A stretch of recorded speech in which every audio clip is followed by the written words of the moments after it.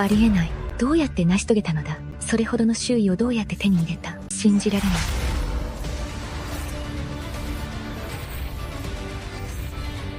それほどの周囲がありながら、基本の剣技すら使いこなせぬとはな。お前に希望を抱かせるべきではなかった。一生、侍女として使えるがいい。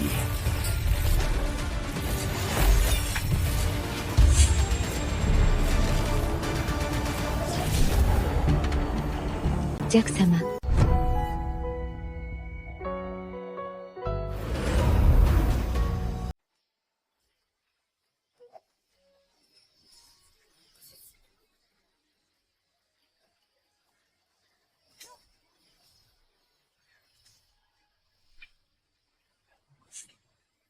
おじいさん、おばあさん。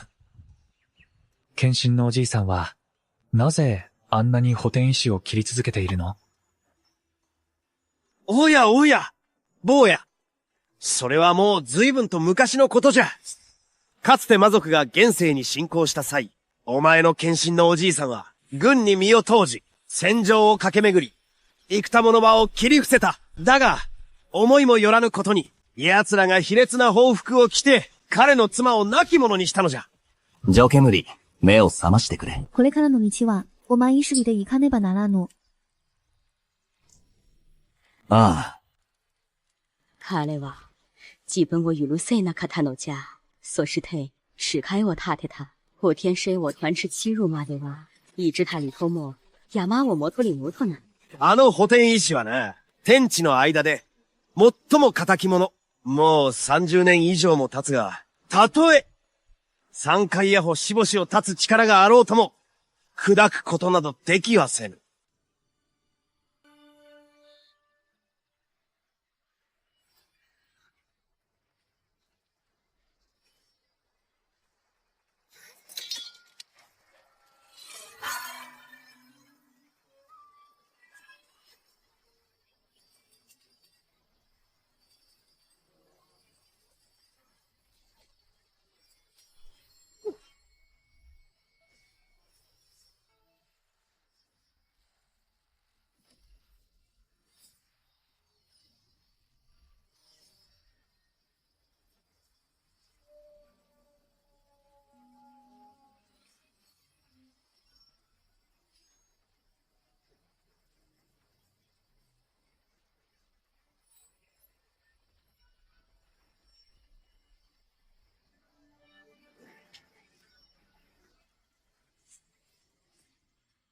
じいさん、割れたぞ。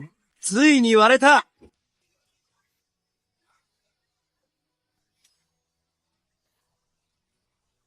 この人生、私は重い罪を背負った。だが、天に通ずる周囲を極めたがゆえ、自ら命を絶つことすらできなかった。贖罪のため、この30年間、毎日1万回、補填石を叩き続けた。そしてついに、最後の一筋の神器を使い果たした。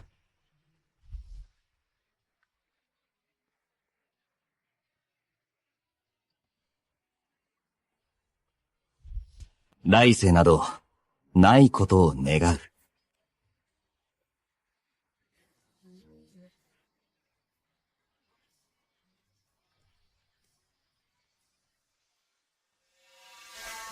お前という奴は、まったく、5歳から修行を始め、13年も修行しておきながら、わずかな剣気すら練り上げることができんとは、修行しろと言っただけで、川に身を投げて死のうとするなど、この情けない親不孝者めが。私は最後の神器を使い果たして、死んだはずでは？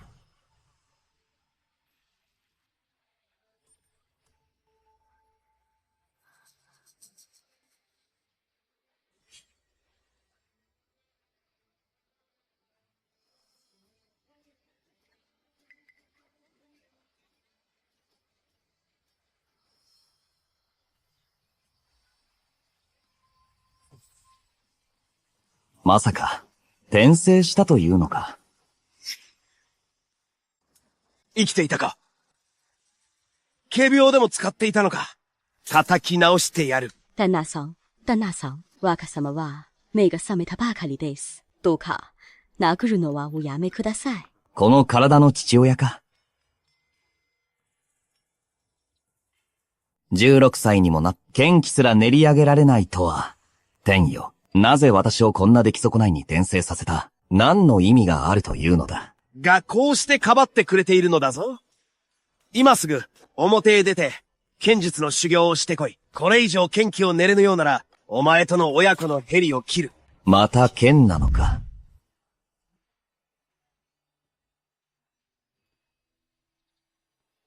もう、うんざりだ。すまない。今根では、二度と剣は握らぬ。横になるのも飽きた。少し外を歩いてくる。若様、若様。この親不孝物が腹立たしい。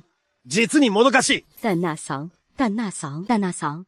どうかお怒りをおちにめください。若様は意地的に迷っておられるだけです。私がいてまいります。私が必ずや、若様に、しっかり剣の修練をさせますから。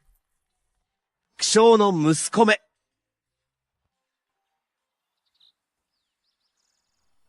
まさか我が魂が、前世の剣技を継承しているとはな。剣を手にすれば、前世のように振る舞い得るはずだ。万行たち、早急を破る。だが天をつくほどの剣があろうとも、それが何になろうか。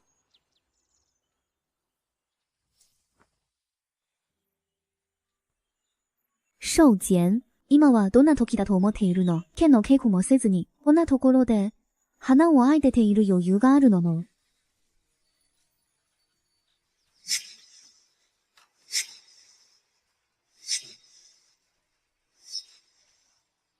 何をぼーっとしているの？はあ。ただ顔が似ているだけか。所詮、別人なのだな。少剣。少剣、少剣。お願いだから、少しはやる気を見せて。わかっているの。私は、あなたの婚約者なのよ。あなたのその自堕落な態度は、恥をかくのは、あなた一人ではないのよ。私のメモも丸つぶれだわ。形成姉さん、こんなクズのことなど、放っておけばいいものを。3日後には、我ら三大弟子の成人式がある。その時、このクズが、もし剣気すら、練り出せなければ、山荘から追放されることになる。その時になれば、お前たちの婚約も解消だ。大師兄、ご機嫌、来週。大使兄にご挨拶いたします。満剣残草は、実力こそがすべて、無能なものを養う余裕はない。形成、まさか、まだこのクズに、期待でもしているのか。未練などないわ。ただ、後になって世間に知れるのが怖いの。この夏京城に、かつて、元気すら練れぬような無能な保養士がいたなんて、あまりに恥ずかしいわ。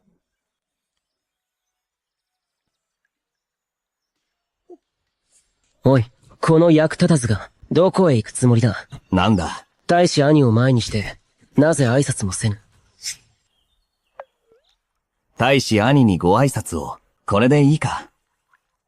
黄金、どこか私に不満でもあるのか？別にないが。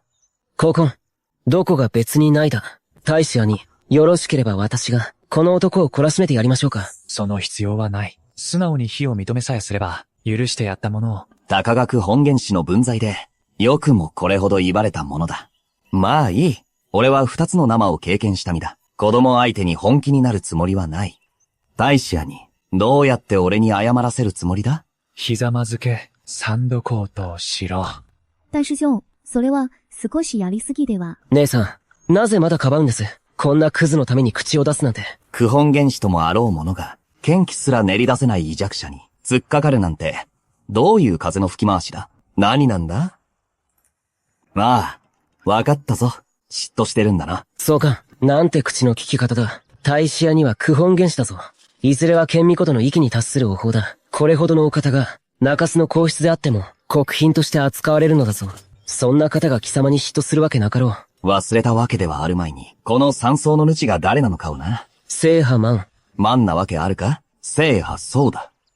俺は満剣山荘における、唯一の着系弟子だぞ。お前らは所詮、外から招かれたもんもとにすぎん。俺が羨ましくないはずがない。それから、皆が憧れる夏家の令嬢も、このクズと呼ばれている俺と、婚約を交わしている。断言してもいい。ここにいる者の中で、嫉妬しているのは大使屋にだけじゃない。お前らの大半が、俺を飛んでいるんだ。ほら、図星だろう。図星を疲れて。何も言えないか。俺の家の敷地内で、俺をひざまずかせようなど、寝言は寝て言え。黙れ。3日後には、三代目弟子たちの成人式だな。その時になっても、まだ剣気を練り上げられないなら、お前は山荘を追放される。たとえ創世を名乗っていようとな。それが宋の掟だ。そうだ。その時になれば、俺たちとも、弟子にすら及ばなくなる。もし破門されたなら、我が那起也が助けると、期待しないことね。わかったわかった。どうだっていいさ。この世の中、五体満足なら、上死にすることなんてない。貴様。だが今は、まだ追い出されてはいない。これ以上私に難癖をつけるというなら、覚悟しておけ。どけ。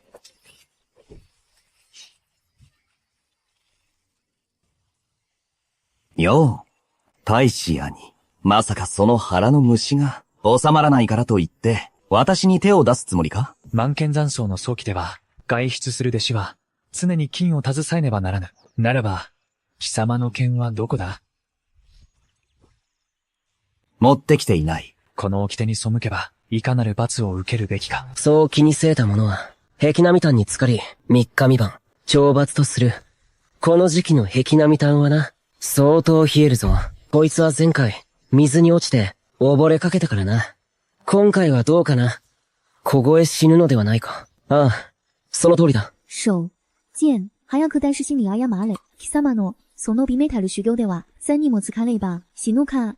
さもなくば中便をわじらうぞ。知らねえ。こいつは宋の生を傘に来て、完全に身元しているのだ。我ら外生の弟子たちをな。こうして早期を破ったのだ。当然の報いだろう。荘厳、貴様は、着系の弟子であり、山荘の少主でもある。ならば、模範を示すべきだ。自ら壁並炭へ行くか。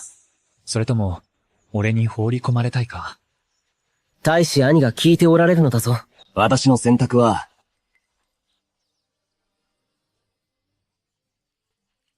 行かない。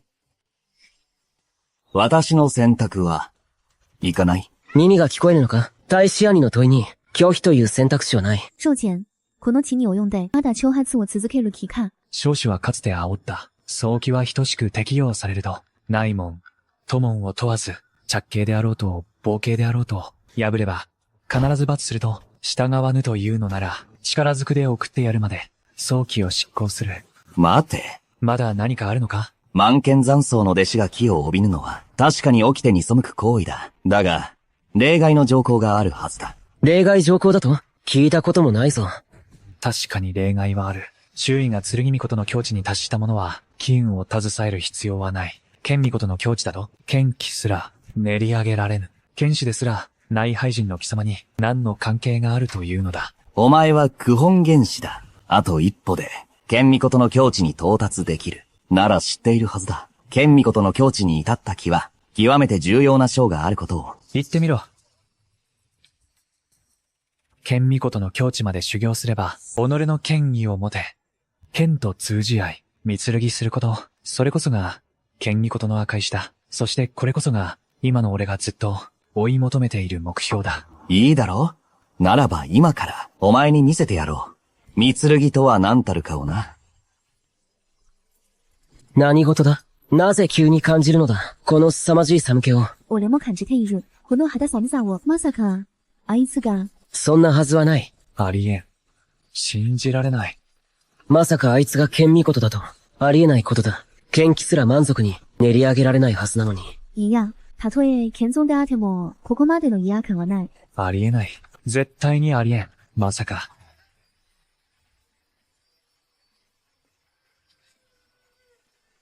剣よ来い。剣よ来い。おや、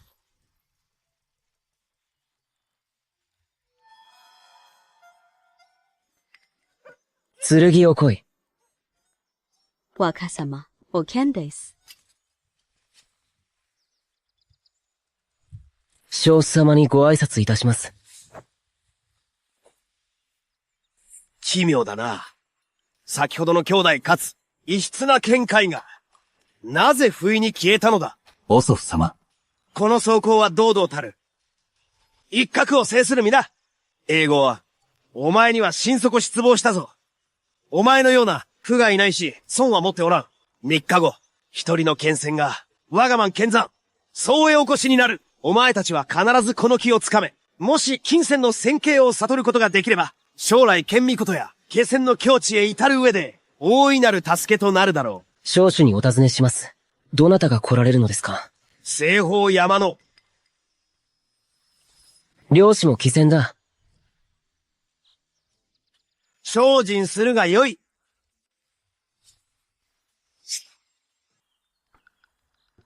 驚かせやがって、高校の奴が本当に貢ぎできるのかと思ったぞ。まったくだ。だがなぜ、さっき、俺たちの剣が震えたんだ。少子様が来られたことによる、共鳴だろうよ。それしか考えられん。まさか、臨霜看仙が、万剣山書に降臨されるとは、もし、あの方の教えを授かれれば、計り知れぬ糧となるだろう。その時は、必ず、矢漁師も気仙に、ご教示願わねば。首言、もし3日後になっても、お前が剣気を凝練できぬなら、私那京城は、必ずお前との婚約を配布する。すずも、身の程を知ることね。運が良かったな。お前に剣を、届けてくれた者がいる。行け。本剣、あんな奴らの言うことは気にしないで、お預かりしていた剣を持ってきました。正直に行きましょうね。ワンちゃん、どこへ行くのですか？玉秒町にな、うまいローストダックの店があるらしい。食べたくなった。味を確かめに行ってくる。ワンちゃん、今日も在家一日いる場合ではありません。剣の修行をしましょう。ね。3日後には、もし剣気を凝練できなければ。言ったはずだ。全く興味がないとな。ああ、坊ちゃん。坊ちゃん、もし修行をなさらないなら、いっそこの場で有事を聞いてください。ええ。おいおい。そこまですることはないだろ。立ちなさい。ほら早く。じいさんも修行しろと迫ってくるし、親父も修行しろとうるさい。誰も彼もが、俺に金を強いる。今度はお前までもが俺を追い詰めるのか。私の敬意は変わりません。修行をなさらないのなら、有事を切り殺してください。俺を怒らせたいのか。まずは立ちなさいって。一つ聞くが、剣を振るう理由を教えてくれ。3日後、もし剣気を凝練できなければ、受人類の試練を超えられなかったでしは、戦争を追放されてしまいます。おや、それは好都合だ。追放されるならされればいい。世界は広いんだ。ちょうどいい機会だし。視界は地高、九州を巡ってみたい。でも、もし追い出されたら、何一つ持っていくことは許されません。私も褒めてです。そうなれば、もうお使いできなくなります。永遠にお別れすることになるのですよ。いいか。よく聞け。俺がいなくなれば、お前も自由になれる。もう俺の世話を焼く必要もない。親父の性格なら、お前にきっと、他の仕事を割り当てるはずだ。悪いようにはされないだろう。お前にとっても悪い話じゃないだろ。嫌なのですか。4歳の頃から、ずっとお泡におつえしてきました。ゆうじのこの一生、お母様、我一直にしかついていきません。一生あなたから離れたくないのです。一生お伝えさせてください。一生私に使えるつもりなのか？いいか。聞いてくれ。この世界において、私に強要できるものなど、誰一人いない。私の望まぬことをさせることなどな。それはお前であってもだ。お前は一人の人間なんだ。独立した考えを持つべきだ。ただ何になろうと考えるのではなく、奴隷や侍女としての自分ではなくな。お前は、いかに私の棒で、良き侍女でいるかを考えるより、考え直してみろ。己の運命をどう変えるかをな。例えば、いつの日か、お前と私が、対等な立場で並び立つことだ。今の主従関係のまま、主人と侍女としてではなくな。有口には、恐れ多くて考えられません。ダメだ。考えなければならない。私に気を収めてほしいのだろう？お前に剣を教えるのには目的がある。お前が剣気を凝練し、戦争を追い出されないようにするためだ。そうだろ？それでいいんだ。ほら、目標ができたじゃないか。そのために奮闘するんだ。よし、お前に機会をやろ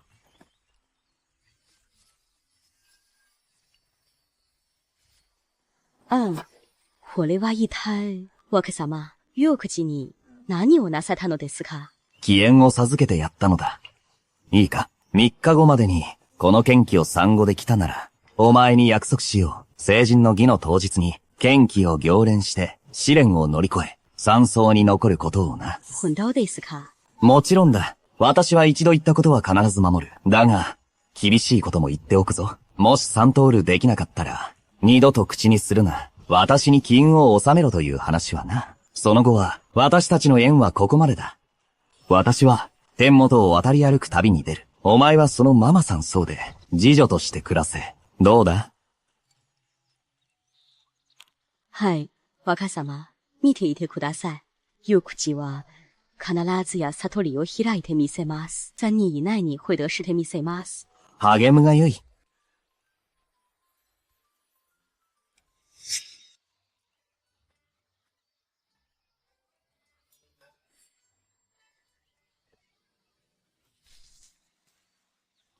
貴様が小ごそか。いかにも、私だ。私は堂々たるに金剣巫女だ。まさか暗殺を着てるとはな。剣気すら寝れぬ出来損ないよ。まったく、期待が入れだ。小僧、おとなしく死ね。楽に死なせてやる。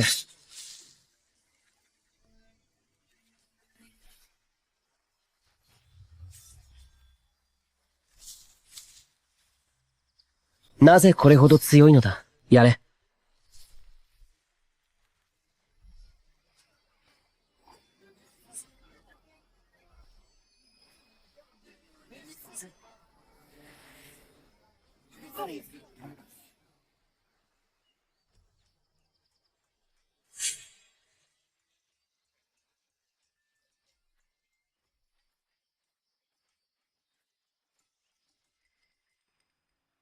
父上、私に何かご用でしょうか？重要！座れ！呼び出したのは、話したいことがあるからだ。父上、お話しください。お前の弟を、そう、火を呼び戻すつもりだ。そう火を、私の聞き間違いでしょうか？お忘れなのですか？あなたの義娘であり、私の愛妻である燕女が、いかにして死んだのかを、それは宗妃が、高天衆と共謀し、我が満剣山荘を覆そうとしたのです。折しも、燕女が偶然、彼らの密談を耳にしたがために、無残にも殺されたのです。あの時、奴を殺さなかったのは、すでに私にできる、最大限の慈悲でした。それを、今更呼び戻すなど、私の耳を疑います。父上。あれは事故だったのだ。父上。お祖父様。兄上、久しいですね。おかわりありませんか？遺産の遺徳、おじ上にご挨拶を。おじゆれ、ご挨拶申し上げます。兄上、義士上の死についてですが、私は手を戻してはいませんよ。高天衆の者が殺したのです。私には関わりのないことだ。関わりがないだと？奴らを引き入れたのは、お前だ！燕女が死ぬのを、お前は冷淡に眺めていただけだ。よくもそんなことが言えるな。そう言われるのであれば、仕方ありませんね。畜生め、貴様を廃人にしてやる。もうよい。父上、この畜生を呼び戻すとは、一体いいかなるおつもりですか？すべてはお前の、出来損ないの息子、総根のためだ。総言が、満剣山荘は、わしが数十年の心血を注ぎ築き上げたもの。だが、高あたぎであるお前たちは、誰一人として不甲斐ない。特にお前の息子、総根だ。山荘の少々種でありながら、未だに剣気すら練れぬとは。このままでは、追放される運命にある。だが、奴が追放されれば、宗家の血筋が絶えてしまう。故に、次男である。総妃を、戻ってきたか。遠山荘の希望は、次男に頼るほかない。父上。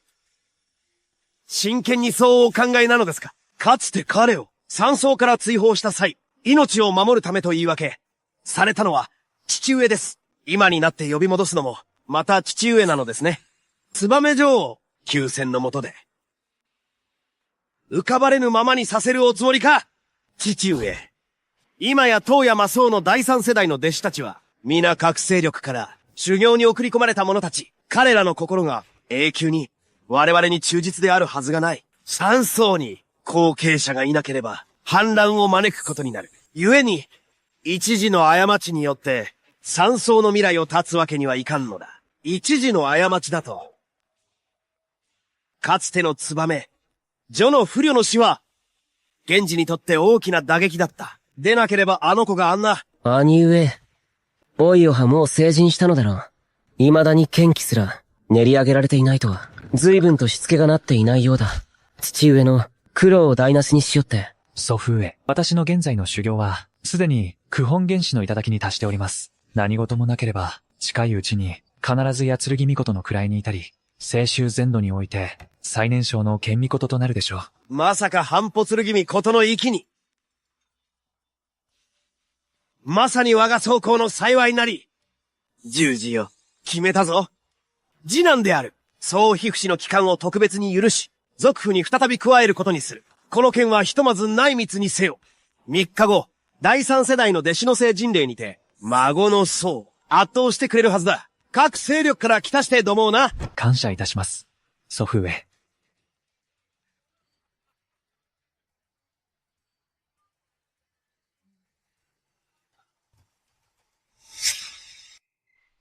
私は転生し、荘厳の体と記憶を受け継いだ。荘厳の両親は、私の両親も同然、この香りを手向けよう。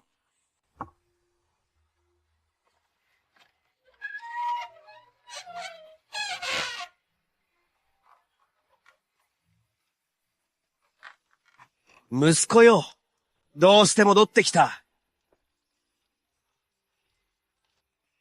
剣の修行はどうだ。何も。まったくこの子は。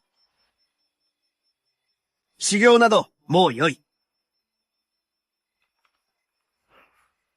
これからは、やりたくなければやらなくていい。父さんも、二度とお前を追い詰めはしない。怒っておられないのですか？怒ったところで何になる？現実と向き合わねばならんのか？お前の母さんが亡くなってから、父さんはな、ずっとお前を追い詰めてきた。一度も考えたことがなかった、お前の心の傷を。父さんはこう思うんだ。私が間違っていたのかもしれんと。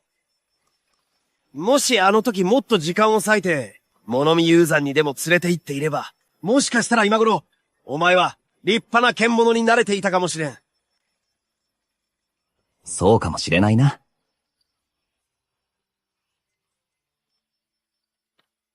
ツバメ女よ。お前は、なぜあんなに早く行ってしまったんだ。私と源氏を残して、どれほどお前が恋しいことか。母が亡くなってから、父上は、ずっと厳格な姿を崩さなかった。私の前で弱音を吐くことなど、滅多になかったのに、どうやら今日、祖父母が、宗妃を呼び戻したことが、父上には相当な衝撃だったようだ。生まれ変わってから、ずっと前世の因縁にとらわれ、自らを縛り続けてきた。果たしてそれは正しいのだろうか。それとも、この哀れな父のために、何かすべきではないのか。ほら、ツバメ女、笑わないでくれ。子供の前だというのに、こんなにみっともなく泣いてしまって、まったく情けない限りだ。息子よ、お前はこれから好きなように生きなさい。父さんは、もうお前の考えに口出しはせん。父上、私は真面目に剣の修行をします。そうか。もう一度言ってみろ。少なくとも、破門されない程度には頑張ります。そうだな。息子よ。もういいんだ。お前が、父さんの苦労を分かってくれるだけで、父さんは10分満足だ。この13年間、一度も壁を越えられなかったのに、今更3日練習したところで、何になるというのだ。もしあまりにあっさりと、誠の実力を見せてしまったら、父上を驚きで、腰を抜かさせてしまうだろうな。どう言えばいいものか。だがな、自分を責める必要はない。心配もいらないぞ。3日後、たとえ本当にお前が追放されても、父さんはずっとお前のそばにいる。お前と一緒に、この山荘を出よう。もつれて行こう。お前に外の世界で孤独な思いはさせたくないからな。親心とは切ないものだな。それとも、今日、ここを立とう。3日後まで待つ必要はない。父さんはな、どうしても見たくないんだ。大勢の目の前で、お前が調子を割れ、屈辱を味わう姿など。なぜ逃げなければならないのですか？それは、お忘れですか？父上は宗家の長男であり、私にはまだ少主の命があります。ここで生まれ育った私たちが、決してあんな負け犬のように去るわけにはいきません。でもありません。父上、どうか安心してください。成人式の日に皆に知らしめてやりますよ。総長が育て上げた息子が、どれほど優れているかを。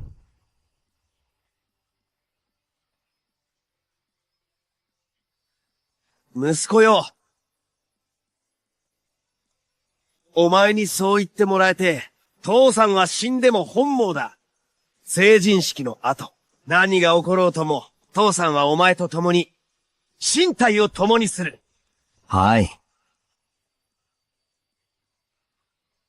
行こう。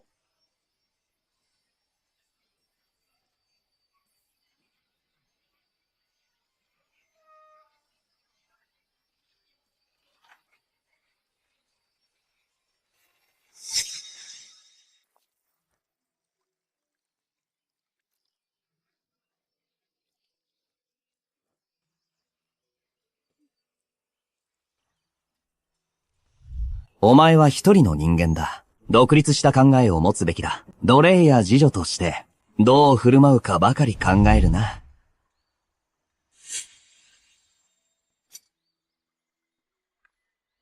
本茶嘛、授かった権威を必ず悟ってみせます。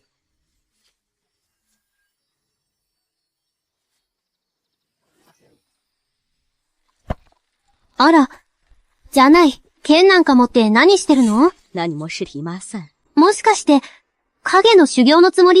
わあ、なんて殊勝な心がけ。ただの次女のくせに、暇を見つけて、こっそり気の練習だなんて、いつか、剣気を悟って、成り上がるつもりかしら？同じ是女同士なのに、どうしてそんなにバカにするんですか？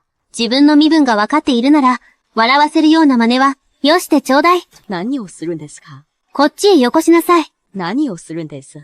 話しなさいよ。金を寝る暇があるなら、俺たちの手伝いでもしろ。洗濯でもしやがれ。これはあなたたちの福でしょ。どうして私が洗わなきゃいけないの？手伝わせてやるだけありがたいと思え。知らないのか？二旦那様が、密かに戻られたことを。3日もすれば、お前のところの坊ちゃんが山荘を追い出され、旦那様の命運も尽きるだろうよ。本家の次女なら、今のうちから立ち回りを覚えておかないと、後でどんな目に遭うか、分かったもんじゃないぞ。そんなことありません。本ちゃんが山荘を追い出されるはずがありません。要说さえ果たせば、本ちゃんは、守真霊をやり遂げるわ。それと、この風も、自分たちで洗って、私は剣の修練に行くから、暇はないの。なんだと？何様のつもりだ？あの坊ちゃんが、山荘を追い出される時が楽しみだ。その時、あいつがどんな顔をするかは、いいんでやろうぜ。その時は、たっぷり辱めてやるからな。行くぞ。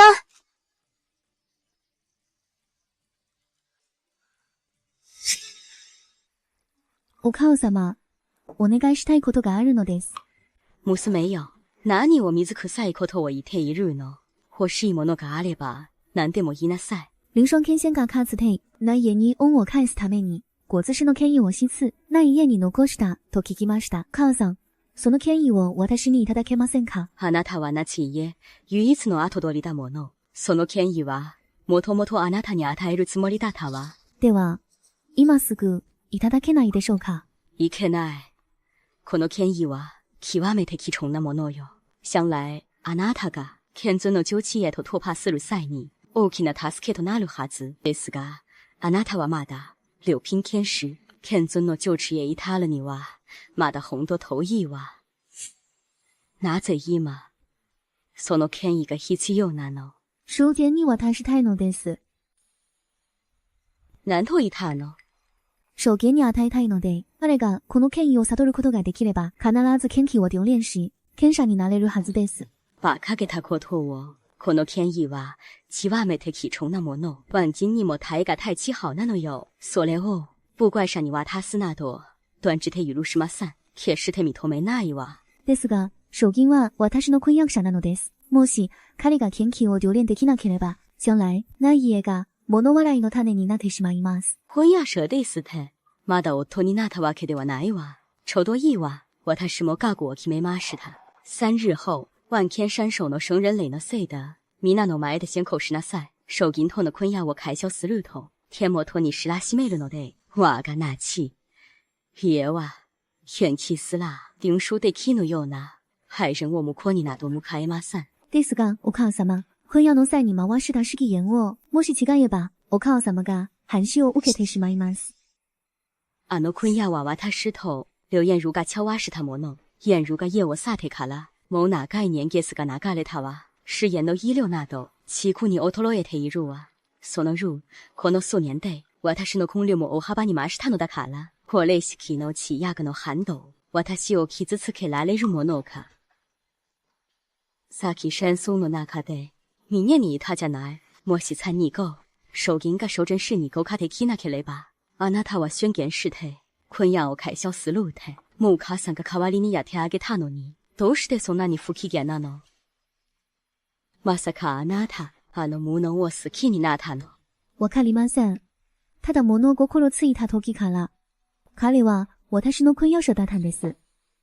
天天台里は、激流こそがすべて、あんな役立たずと、一緒にいたら、あなたの未来は悲惨なものになる。母さんは経験者よ。お父さんがいい例だわ。あの頃、私は愛に目がくらんで、お父さんのような無能を選んだ。私を助けることも、な家を再建させることもできなかった。あなたも、ずっと見てきたでしょ。これ以上、有無依旧はないわね。いいか、母さんの言うことを聞きなさい。あなたを不幸にはしないわ。わかりました。母さん、あなたの言う通りにします。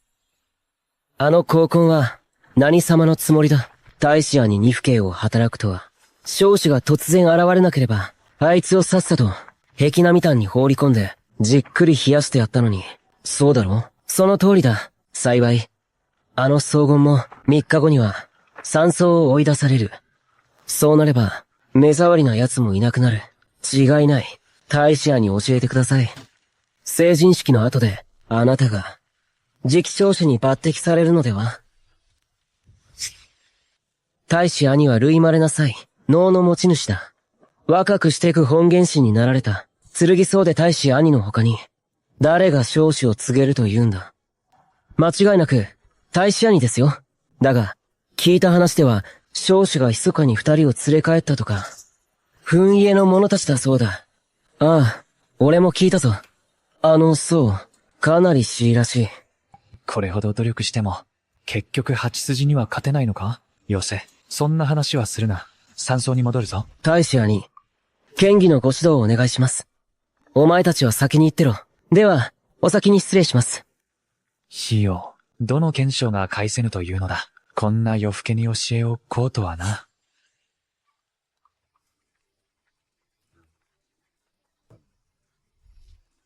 まさか高天衆のものだったとは。見当とか、費用、退け。兄弟子、落ち着け。弱奏衆。拝謁いたします。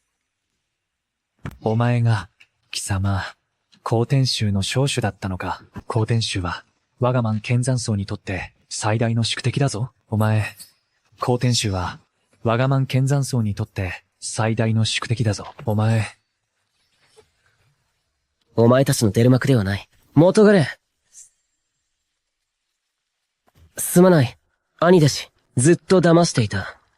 だが、手出しはしない方がいい。何しろ、あなたを傷つけたくはない。そうか。これほど深く潜り込んでいたとはな。微塵も気づかなかった。兄弟子、単刀直入に言う。今日ここへ来たのは、あなたを高天衆へ勧誘するためだ。背景のあるお前たちとは違うのだ。私はただの孤児だ。山荘には育ての恩がある。裏切れるはずがない。だが山荘は、お前を裏切った。本来、荘厳という廃物は、追放されるはずだった。だが、奴らは新たにそう連れてきた。満剣残草多勢の者に、私したくないのは明白だ。表向きは、実力至上主義を謳い、血縁を重視せぬと、清廉潔白を装い、世に崇められているが、その実態はどうだ？ヘドが出る。そんな話をして、何になる？たとえ山荘を裏切り、高天宗に入ったところで、何も得られぬのは同じだ。いや、手に入る。我が高天宗が、満剣残草を平頓すれば、お前は今の地位を守れるし、高天宗で重用されるだろう。今のままでは、3日後の成人式が終われば、十中八九、ただの元っ端になり、元狩るだけだ。何しろ。お前のせいは、そうではないのだからな。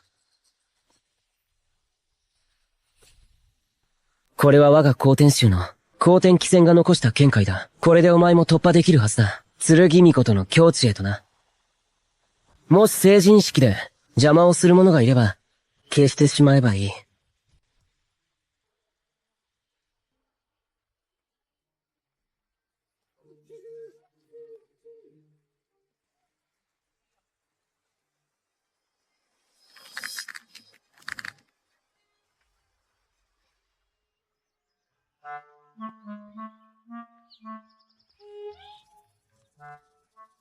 何しに来た？なぜここへ？民工治は成人式だ。それなのに、お前は日が高く昇るまで寝ているなんて、少しは焦るということを知らないのか？焦ったところでどうにもならないさ。修行というものは、気が熟せば自然となるものだ。がむしゃらに鍛えればいいというものではない。では、練習もしないで、なおさら成し遂げられないのではないか。伯父様はどこ？剣の修行をしろと促されなかったの？父上か？息子よ。何を食べたい？火鍋にしましょう。それは明暗だ。よし、火鍋にしよう。おや？これは、慶聖殿じゃないか。ああ、来てくれたんだね。では、二人でゆっくり話しなさい。私は用事があるから外してくるよ。見て、父上だって無理強いはしない。張言、あなたは、少しでも私のことを染まっているの？思っているさ。君こそ、僕を嫌っているんじゃないのか？いつ私があなたを嫌ったというの？君自身が言ったんだ。もし他人に知られたら、剣気すら寝ることのできない婚約者がいるなんて、恥ずかしいとな。よくそんなことが言えるわね。もし成人式の時に、僕が山荘を追い出されたら、婚約を破棄するとまで言って、これが嫌っている証拠じゃないか。それは、あなたの心に私がいないという証拠よ。もし私を待っているなら、必死で剣気を練り上げるはずだし、私に恥をかかせたりしない。婚約を破棄する理由だって作らせないはずよ。どうやら夏慶生は、私に対してまだ情があるようだな。容姿こそ、前世の彼女に生き写し、性格は正反対だ。そうでなければ、間違いなく彼女に溺れていただろう。理解できないな。世間の目というものが、それほどまでに重要なのか。もし私が一生、凡人として生きる運命だったなら、本当に私を切り捨てるつもりか？ええ、そうよ。いいだろう。では、もし君にこう言ったら、実は、私はすでにこの世で無敵であり、剣一振りで天元をすべていると。そうなれば、君はどうする？天元無双ですって。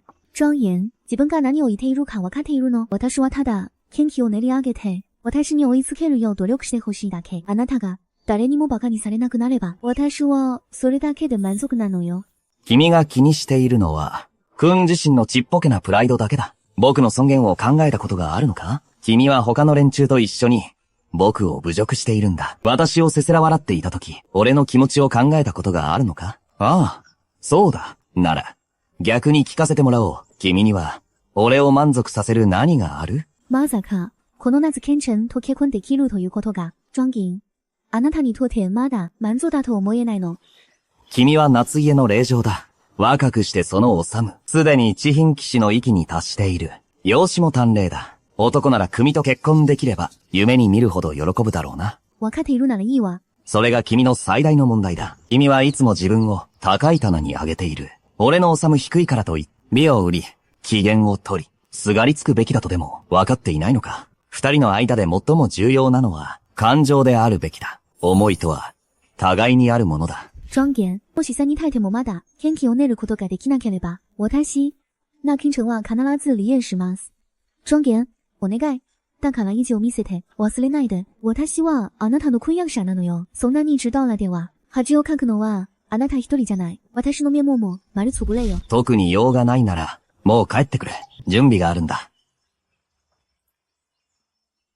なんだ？余計な説明はしたくないわ。この中には、臨床検診が、残した一心の権威がある。元気を練る助けになるはずよ。これは、夏家にとって、かなり重要なものだろう？さっき言ったでしょ。思いは互いにあるものだと。私が権威を授け、あなたが聖人霊を突破する。互いに尽くし、互いに報いるのよ。時間は少ないわ。急いで悟りを開きなさい。待て。これは、君にとっては非常に重要だが、俺にとっては一分の価値もない。気持ちだけ受け取っておく。この品は、どうせ家から盗み出してきたんだろう。受け取れない。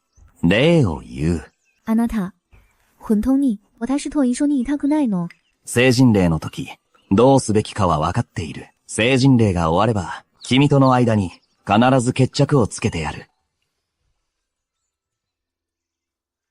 それじゃあ、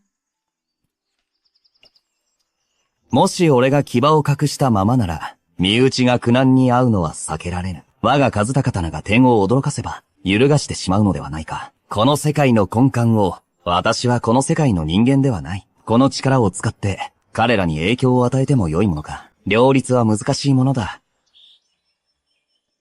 重帝よ。久しぶりだな。この出来損ない。まだ生きていたのか。あいつら、一体何をしていたんだ。手を戻す機会がなかったのかもしれんな。そう。何の用だ？貴様、よくも呼び捨てにしてくれたな。仁王寺がと呼ぶべきではないのか。仁王寺上、お前なんかが、よく言うぜ。昔俺は、合間に日体の、私の代わりに、こやつを教育してやれ。父上、私自ら手を戻すなど、重帝をいじめるようで、気が引けますが、何しろ、剣気すら、練り上げられぬ身ですからな。私が手を戻せば、弱者いじめと言われるのでは。ならば、横面を張り倒してやれ。身の程を分からせてやるのだ。骨を折らぬ程度で構わん。承知いたしました。荘厳、動くな。一発殴らせろ。父上への無礼。それで帳消しにしてやる。当時、皇天衆と結託したのは奴だった。そのせいでは、母上は殺されたのだ。いっそ、今ここで仇を売ってやろうか。やめろ。いい度胸だな。総長である私の息子をいじめるとは死にたいようだな。身内に久しわれる感覚とは、こういうものだったのか。兄上、何の真似だ。なんだと？目が見えないのか？もう一度殴られたいのか？満剣残草の掟では、同輩の争いに上の者が加勢することは許されない。お前は今、三層の掟を破ったのだ。掟を破って何が悪い？不服か。かかってこい！俺は剣巫こと六品の境地。貴様は高々し品。二品もの差があるのだ。剣巫ことの境地において、その差は雲泥の差だ。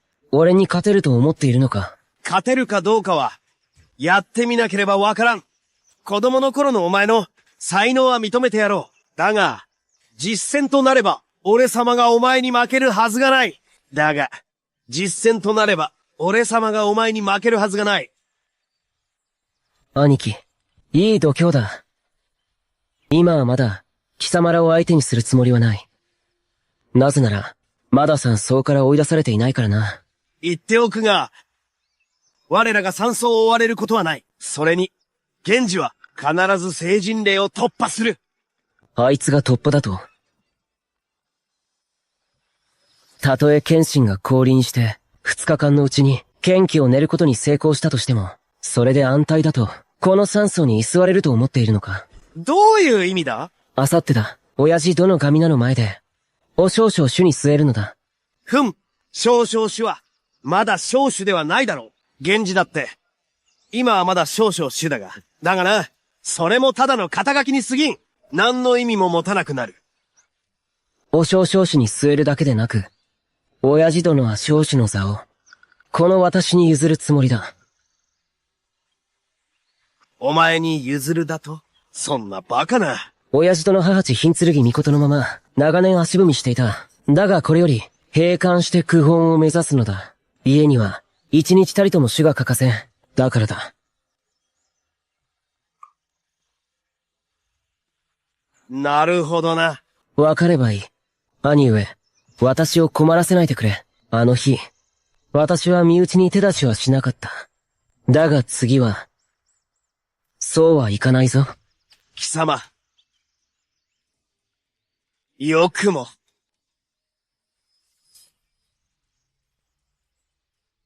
父上。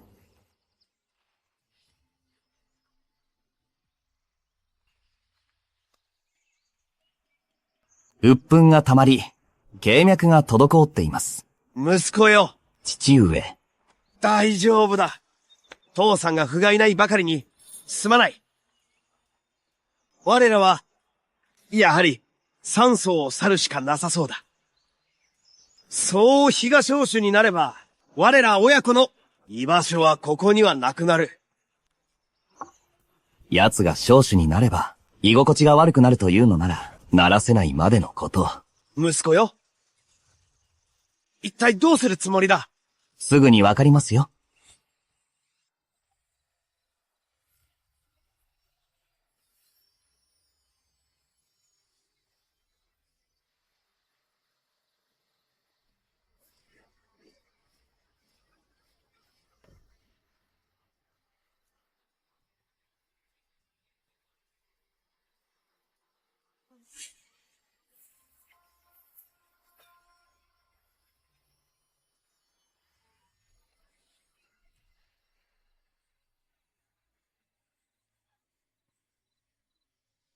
アンシャーは、ボンチャマの聖人レイだというのに、どうしても悟ることができない。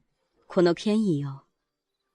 まさか、私は一生このまま、山松に一人托马里、探着として終えるの。どうして？なぜこんなことに？悔しい。どうしてこうなるの？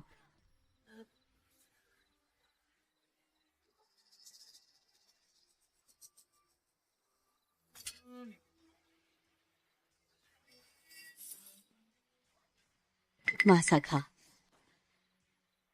神的朝物しかないというのか。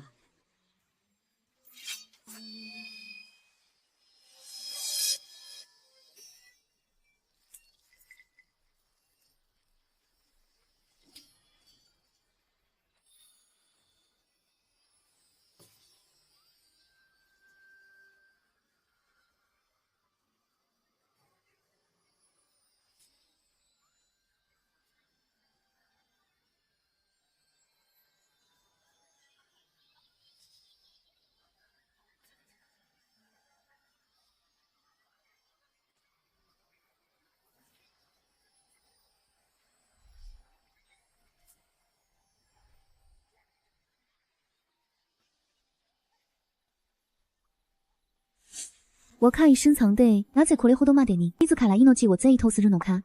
私は、ただ、どうしても果たせそうにないのです。ある半島の約束を、行く時は必ずや悟ってみせます。3人以内に悟りを開けるよう励みます。どうか、あのような結末は受け入れられません。二度とお告げできなくなるなんて、永遠にお別れすることになるなんて、考えるだけで、胸が締め付けられ、息ができなくなるのです。耐えられません。教授が、剣道を悟ろうとしているようだが、そなたは、すでに、無限の適齢期を過ぎている。決して、修練の参があるとは言えぬ。もし悟れぬとしても、それは仕方のないことだ。わかっております。これがその証です。私は所詮、どこにでもいる文夫に過ぎません。他の勘だ勘と、何ら変わりはないのです。この世のものの、大半は文夫なのですから。わかっています。ですが、自らの身を変えようと決めた。あの瞬間から、私は苦しみの連続でした。1分1秒たりとも、苦痛でたまらないのです。息が詰まってしまいそうです。だから、綺麗なお姉さん、どうかもう放っておいてください。これ以上、苦しみの中で生きたくないのです。今日私に出会ったのも、何かの縁というもの。そなたが里で見到我、哪里出しなさい。私が力を貸そう。何とは思いましたか？そなたを助けたいのだ。綺麗なお姉様、有个字は、まだお名前を、どなた様でしょうか？凹风衙门的凌霜だ。玉指凌霜看仙你、お目にかかります。千苦是一累一往无庸的，海极没用。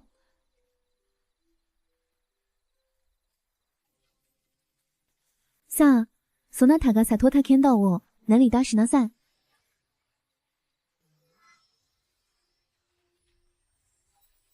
あの娘が里のとしている権威、可愛いの剣尊の境地であろうか。さもなくば、これほど困難なはずがない。六品か、あるいは四品か。到底、剣尊の権威とは思えぬ。まさか、そなたのこの権威は、どうかされましたか？剣士の権威を授かりし所とは、おそらく、剣士に選ばれし人間に違いない。私、武器が軽々しく探れるものではないか。なんでもない。私の剣気の流れに合わせ、共に練り回すのだ。わずかなりとも悟ることができれば、そなたにとって大きな糧となろう。彼女だけでなく、私の自力さえも、さらに高めることができる。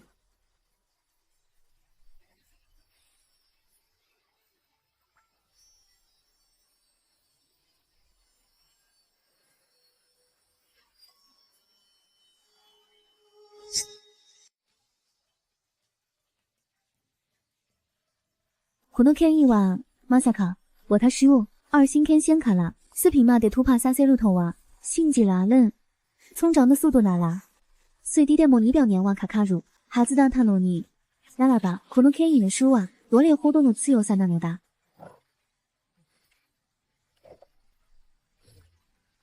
彼女は、天上の境界を飛び越し、天使の境地へと至った。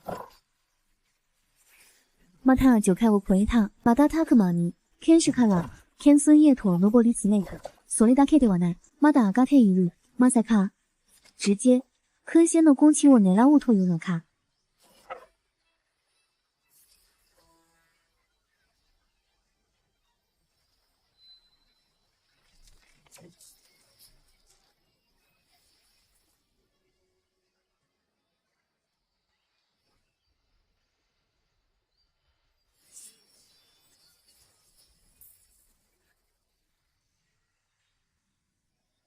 彼女は、まさか、ララチカラを持たない。ただの完人から一気に四品天仙の境地に達した。いつの大境界を井戸に越えるとは、これこそ前代未聞だ。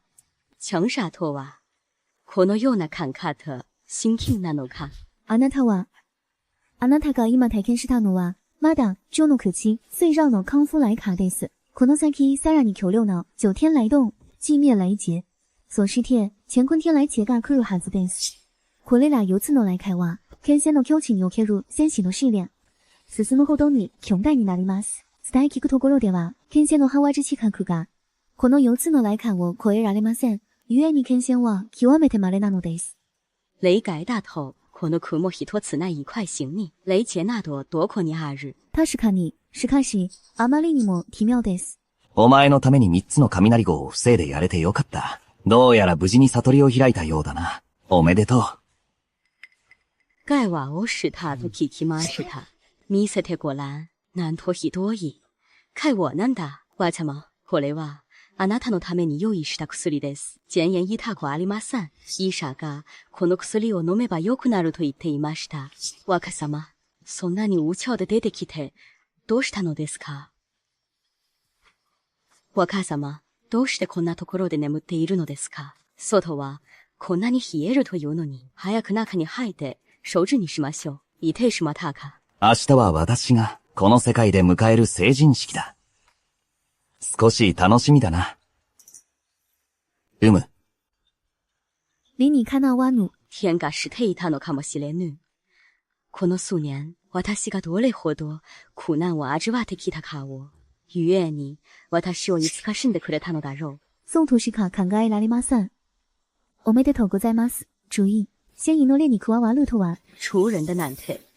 我拿支千仙透瓦一夜，一品罗萨瓦，すでに苦莫夺落罗萨。あなたは私より3品も上だ。今生でお呼びするのは当然のこと。今こそ、ご自身の身後を名乗られるべきです。随分と関心なことだな。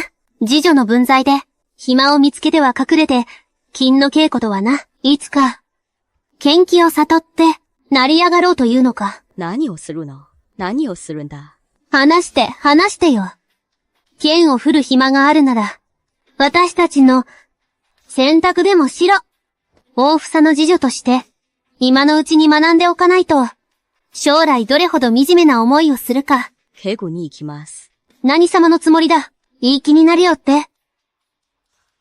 言っておくけど、この世界で、誰にも私を強制させられない。やりたくないことなんて、あなたであってもね。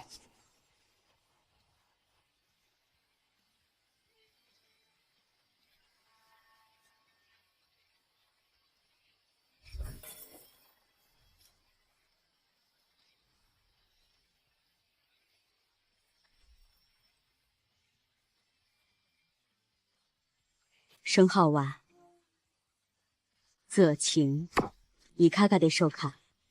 申浩は、泽情、いかがでしょうか？なぜ、ぜ酒の難を。かつて、私はただの奴隷に過ぎませんでした。奴隷から剣仙になったものを見たことがあるか？天天台里の1万年の歴史を見ても、天仙は、皆、名門の出身であり、旷世の天才ばかりだ。だから、あなたは、剣仙へと至ったその瞬間に悟ったのです。過去を振り返れば、実に見苦しく、来しいものでした。過去と悔別心、我なのをより純粋に保ち、明らかに剣の道を進みたいのです。ゆえに、泽情と名付けました。なるほど。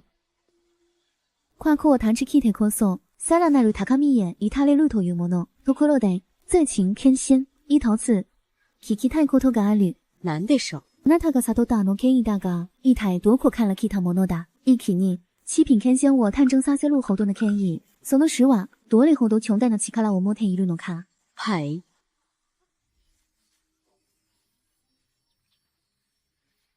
私に剣意を授けてくれた感は、剣気すらも足ぬ。剣気すら頂練できぬ害人め。そんなことがあり得るのか？不可能なことなどない。幼き頃より、彼とは共に歩んできた。彼のことは、何から何まで熟知している。開放の修為は私より高いが、私はすでに修練を積んできた。表94年もの間、未だかつて聞いたことがない。剣気を持たぬ者が、剣意を残せるなど、という話を。おそらく、彼のあの怪異は、偶然手に入れたものに過ぎぬ。あるいは、私のこの修為も、あの剣意のおかげなどではない。後方の修為妥帖、表口秀年余、耳にしたことがあるか。一つの剣意だけで、一人の人間を、七品剣仙へと至らせるなど、おそらく、至尊剣神的死啦。不可能であろう。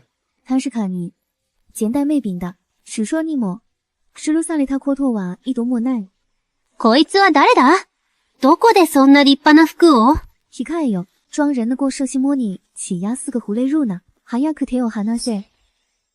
こいつは誰だ？どこでそんな立派な服を？控えよ。お兄のご射心物に気安く触れるな。早く手を離せ。証人様。証人だと？あいつは誰だ？言い見なりじゃないか。こんな裏山で一体何をしている？さあな。随分とおしゃれをしたものだ。誰だかわからぬところだった。库様。昂氏の三代帝師の搜人累逆，山手が可舔我烧太师他。丁多意義、私も昂氏、行くつもりだ。すべてを探知欺辱他妹に。我看他，哇，马大师，失脸自论。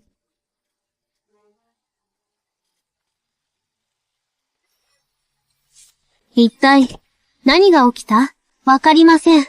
私の見間違いか？消えるように去っていった。よもや、よそどの鳩ではあるまいな。まさか。もし高戸だというのなら、なぜ一階の次女を、証人などと損傷するのだ。何らかの目くらましに違いない。おい。なんだ着飾っただけで、花を高くしよって、我らを無視するつもりか。まったくだ。剣の修行は進んでいるのか？運命を変えたいのなら、時間を無駄にはできまい。何しろ、お前なのだから、明日は荷物をまとめるんだな。とっとと失せろ。なあ、追い出されるとは限らんぞ。この様子を見てみろよ。事情を知らぬ者が、まるで金銭にでもなったつもりか。その通りだ。私は今、まさに看見だ。下船だと、次女が汽船になるとは、全く寝ぼけたことを、夢を見るより馬鹿げている。さて、本題に入ろうか。先日、この小娘は、我らに対して、無礼を働いた。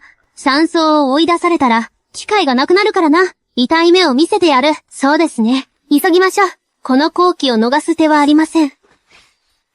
どういうことだ？目の前にいるのに。なぜ当たらないんだ？お前の手が、私の手が、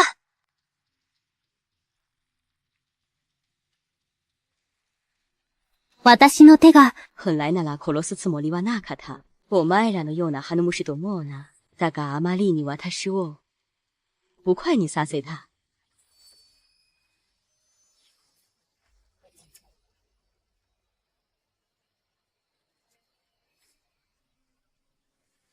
救命之手使我婆罗媚日、こういうことなのだろうな。あのカシルナの家臣担ぎていましゅ。証人た、殺さないでくれ。助けてくれ。土も閉ざするから、私を殺さないでくれ。いいわ。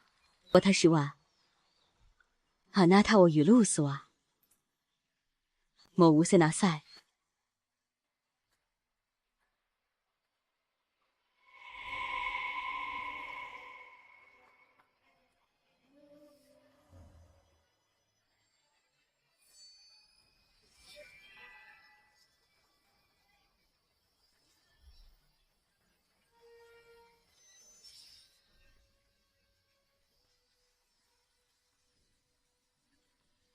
言ったはずだろ。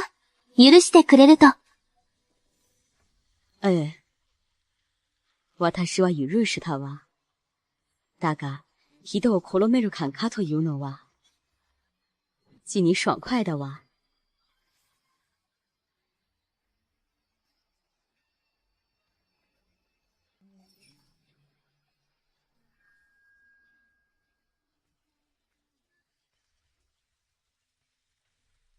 雷号を経ずして、戦況に達するとはな。面白い。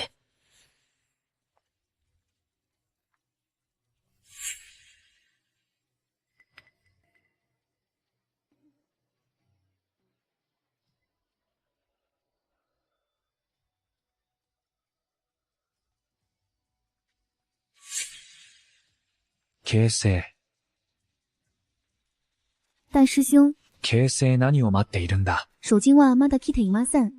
まさかお前、本気であいつが3日以内に剣気を練り上げられるとでも、おそらく、合わせる顔がなくて来られないんだろう。あるいは、すでに山荘を去ったのかもな。身の程を知っているのは、良いことだ。この成人令で、皆の者、笑いの種にならずに済む。そうですね。あの方に期待など抱くべきではありませんでした。形成。形成。大師兄、以前あいつとの婚約を解消すると言っていたが、あれは本当か？はい。ああ、それはよかった。形成姉様。ようやく、正しい決断をされましたね。あなたにふさわしい男は、大使兄のようなお方だけです。今日ものだけが、好吧、他可以入のだ。灭脱なことを言うな。デタラメを言っているのではありません。いっそ、兄弟婚。大使兄にチャンスをあげては。大師兄と私は、ただの同門の嬢に過ぎません。それに、大師兄だけ、私のことを好きとは限りません。私は好きなんだ。好きなんだよ。形成。ずっと君のことが好きだった。わかっています。成人令が終われば、私たちは別の道を歩むことになる。だから、自分の本心を偽りたくないんだ。もしチャンスをくれるなら、君のためなら、天元の禁忌を犯すことさえ厭わない。大師兄、実は私は、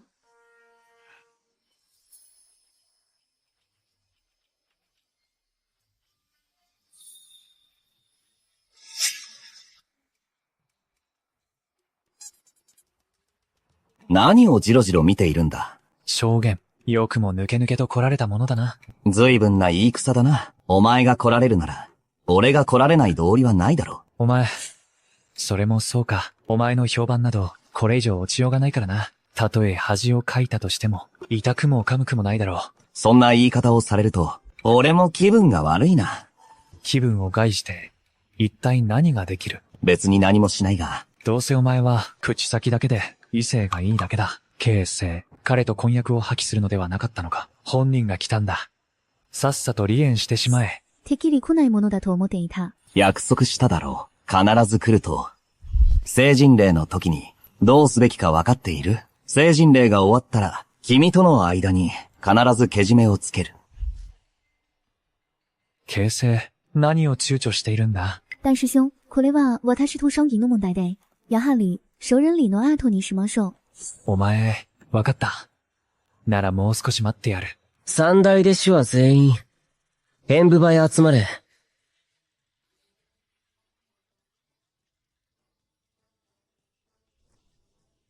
おや、これは奥様ではありませんか？あなたも来られたのですか？庄重、二人はまだ婚約したわけではない。あまり慣れ慣れしく呼ばないでほしい。おっと、これは失礼。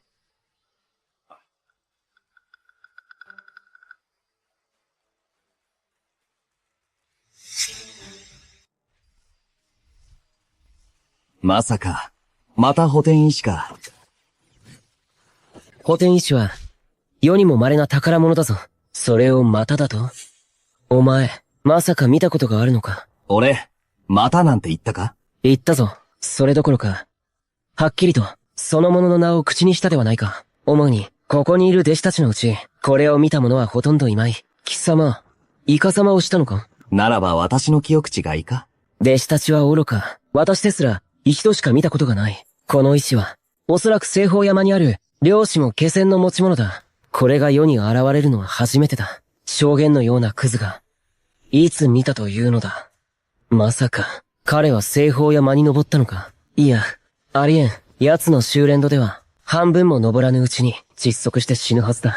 これが、本当に伝説の補填医師か？間違いない。まさか、火天系我、弟子是看你次看不透啊。山僧はこの成人礼を、かなり重視しているようだな。庄言、自信はあるのか？元気を練り出しさえすれば、成人礼を通過できるのだろお前や、思うに、何の問題もないはずだ。元気を練り出せるのか？もちろんです。自信満々なわけだ。本当にやり遂げたのだな。まあ、剣気など、剣士の基本中の基本だ。私が剣気を練り出せたことが、そんなに驚くべきことか？お前。兄上、今回の試験は、そう単純ではないぞ。たかが剣気を練り出し、剣士になった程度で、イカ様に頼っては、運命は変えられん。山荘を追われる運命はな。どういう意味だ？見ていればわかる。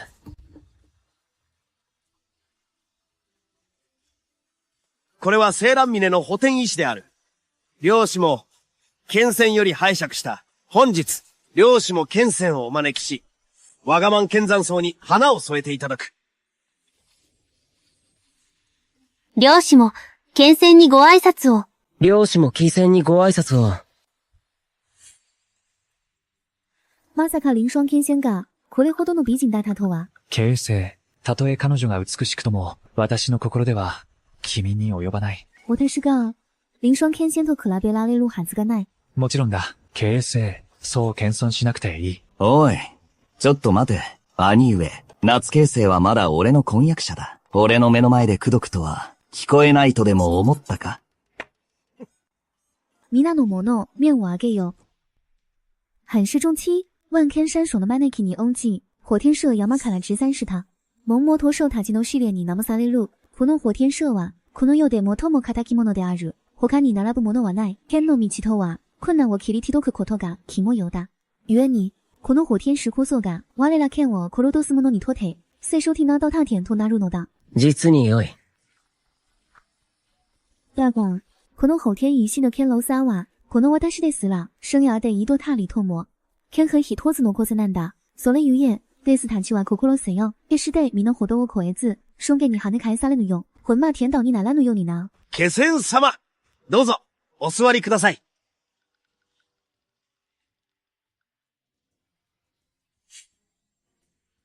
今日、この席には、私以上にふさわしき者がおる。一体、他に誰が、よもや、剣仙様を模稜がする者がいると？彼女が来れば、我のずとわかる。漁師も、決戦が創業るなら、どうやら心当たりがあるようだ。まさか、私なのか。満剣残草から下仙が現れたというのか。下仙様、どうぞ、お座りください。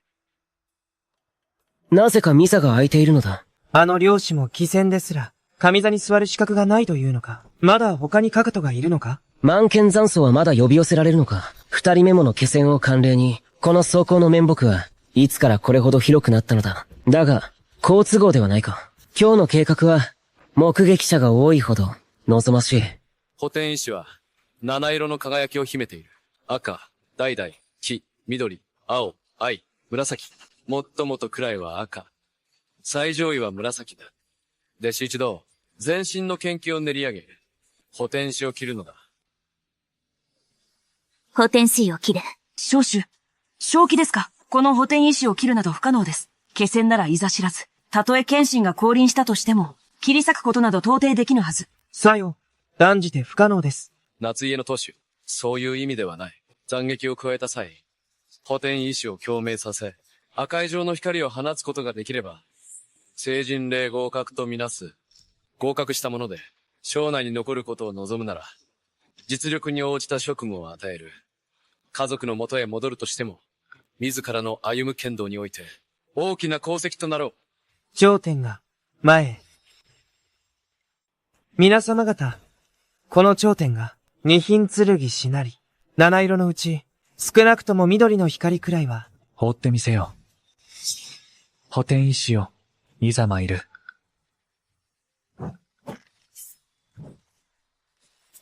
頂点側、なかなかの逸材だ。二品剣士なら、合格はたやすいことだろう。果たして、何色の光を放つかな？見ていればわかる。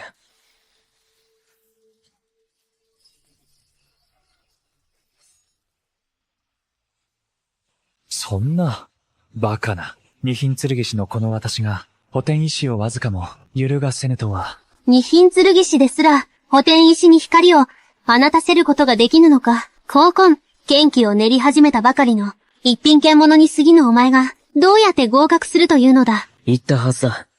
そうたやすいことではないと。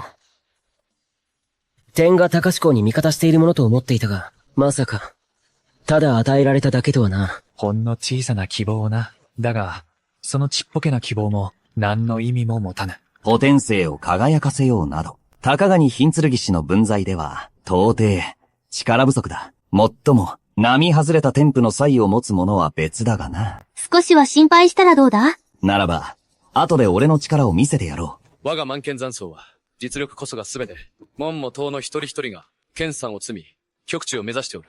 お前たち三代目の弟子の中で、最も修行期間が短いものでも、5年以上は、剣を振るってきたはずだ。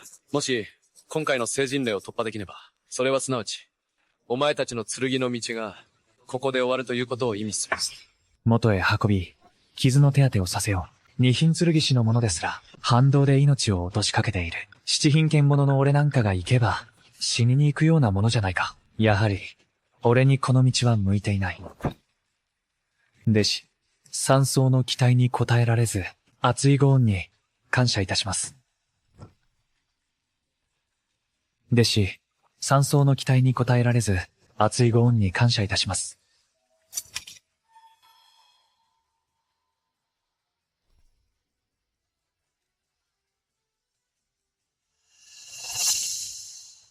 弟子たちよ、危険者が続出したため、名簿が混乱しておる。まだ、テストを受けていない者は、順に前へ出よ。私が行きます。形成し妹は、すでに六品下士の域に達し、しかも、類稀な才能を持っている。この一撃なら、少なくとも、第三階の黄色は超えるはずだ。そう、うまくいくかな。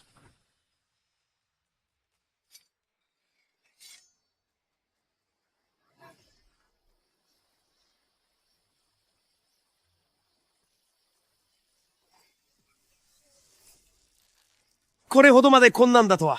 ならば我が子、証言はどうなる？まさか、光らぬとは。まさか、この私ですら、聖人霊を突破できぬのか？いけない。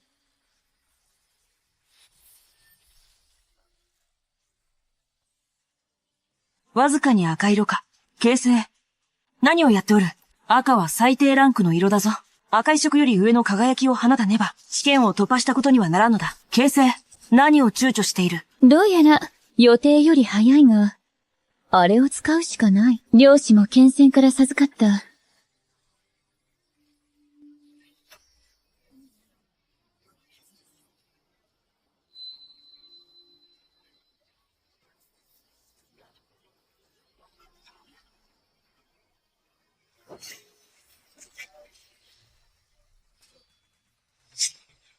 夏形成、テスト完了、第2回、代々色、聖人霊見事突破だ。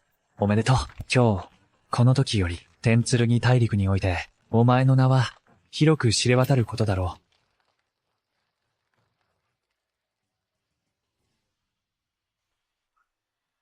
あの形成が、瞬時に実力を、剣巫ことの境地まで引き上げて、やっとの思いで合格したんだ。証言に至っては、テストを受ける必要すらないだろう。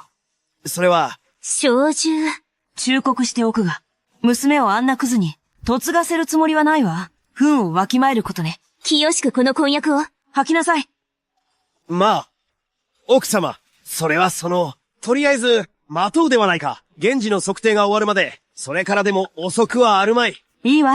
総長、ならばもう少し待ってあげるわ。ああ、わかった。待とう。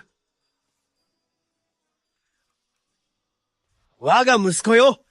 お前の修行の成果は、一向にかぐわしくなかったが、だが父にはわかっている。お前は大口を叩くような男ではないと、励むのだぞ。我ら親子が、辱められ、笑い物にされぬようにな。漁師も気仙の気仙を借りたというのに、かろうじて、第2段階の橙色に届いた程度とは、私ですらこれほど手こずったのだ。荘厳ごときに、何ができるというの？やはり、母様の言う通りに、すべきね。彼とは、ここできっぱりと縁を切るべきだわ。形成、大丈夫か？今回の測定は、貴様のようなクズが紛れ込めるような場ではないのだ。早々に立ち去るがいい。さもなくば、補填医師の威力に当てられて、命を落とすことになるぞ。俺が本当に死んだら、あんたたちは喜ぶんじゃないのか？死にたがる愚か者につける薬はないな。おかしいな。はすでに、源泉の境地に至ったはずだ。真っ先に俺のところへ来て、吉報を伝えるはずなのだが、なぜ姿を見せない？不合格、次。不合格、次。不合格、次。失敗だ。他に誰かおらぬか。私が行きます。三代目弟子の、大使兄ではないか。お前の活躍を期待しているぞ。くれぐれも、我が、万剣残草に泥を塗らぬようにな。は、長老。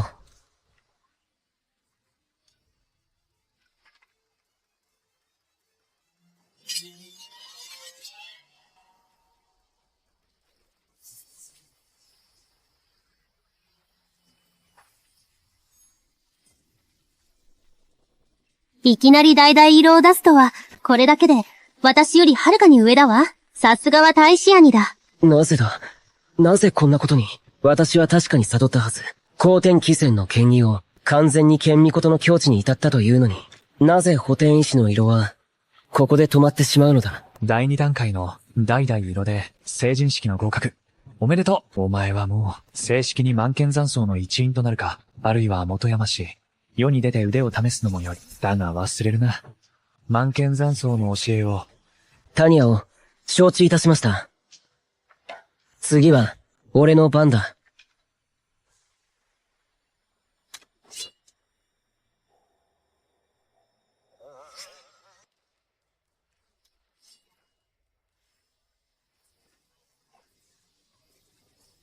大使兄が全力を出しても、代々色止まりだ。死してはみしな消しとはいえ、通過するのは難しいだろう。赤だ。不合格だ。曲がれ。急げ。まだ終わっていない。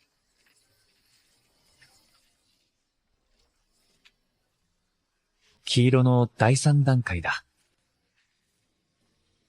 黄色だ。さすがは光天衆の少主だ。そのシェンの実力は、おそらく、少主に限りなく近いだろう。私でさえ、第3段階の黄色に達するのは、至難の刑だった。この若造が、これほどまでとは。彼の正体は実に疑わしい。正式に選ばれたこと、おめでとう。待て。実は、私は光天衆のものだ。大胆不敵な小僧め。まさか、我が山荘に潜んでいたとは。満剣山荘。知らないわけではあるまい。我が満剣山荘が、貴様ら、光天衆とは宿敵同士であることを、者とも、出会え。一言言わせてくれ。今日、貴様ら満剣山荘の補填医師による試験で、あることが証明された。実に嘆かわしいことだ。なんだ？それは、満剣山荘の命運が尽きたということだ。貴様。満剣山荘の第3代の若きで、下地の中で試験を通過できた者は片手にも満たない。誰一人として補填医師を第3段階まで打ち込めなかった。我が光天衆であれば、同じ試験でも、少なくとも20人の弟子が私と同等の結果を出せただろう。さらに滑稽なのは、満剣山荘の少主が、あろうことか、剣気すらも、凝縮できぬ出来損。ないだとはな。これが命運の月でなくて、なんだというのだ。貴様。注文の未来は、弟子こそが鍵だ。お前たち満剣山荘には、もう何年も、天才が現れていない。唯一の天才と言われるタニアオも、私の目には平凡に映る。ああ、そうだ。言い忘れていた。タニアオのこともな。今はもう加入しているのだ。我が光天衆にな。タニアオ。申し訳ありません。少主。弱草種には、恩があるのです。もし彼がいなければ、私は剣巫ことの境地には至れなかった。ですから、案の定、私の予想通りだ。他生の者は、やはり信用なら、超費用。貴殿は、今日光天衆を代表して、我が満剣山荘に、宣戦布告しに来たのか。いかにもその通りだ。だが、先ほどの言葉を訂正させてもらおう。満剣山荘の運が尽きたのではない。正しくは、お前たち総家の、運が尽きたのだ。満剣山荘の脚境の諸君。我ら光天衆は、諸君に悪意はない。今のうちに縁を切っておくことだ。貴様。領主も気仙。どうか一言煽ってください。すまない少主。決戦の境地に至りし者は、各州門の争いに干渉してはならない。それが天剣大陸の掟だ。故に、私は今日、儀式を見届けに来ただけだ。そうか。そう家の運が尽きたと言ったのだ。認めるか。大きく出たものだな。父上お目にかかります。誰がそう家の運が尽きたと言った？探知が難困な頃にか。ついに来たか。そう。そう家の次男の家系のものだ。破門にされたはずではなかったか。なぜ戻ってきたのだ。私が試そう。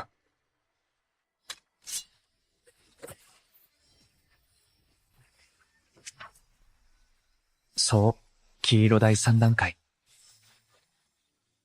誰が我が満剣山荘の若手に人材がいないと言った。見るがいい。私の孫、補填医師を叩き、第3段階を打ち出したのだ。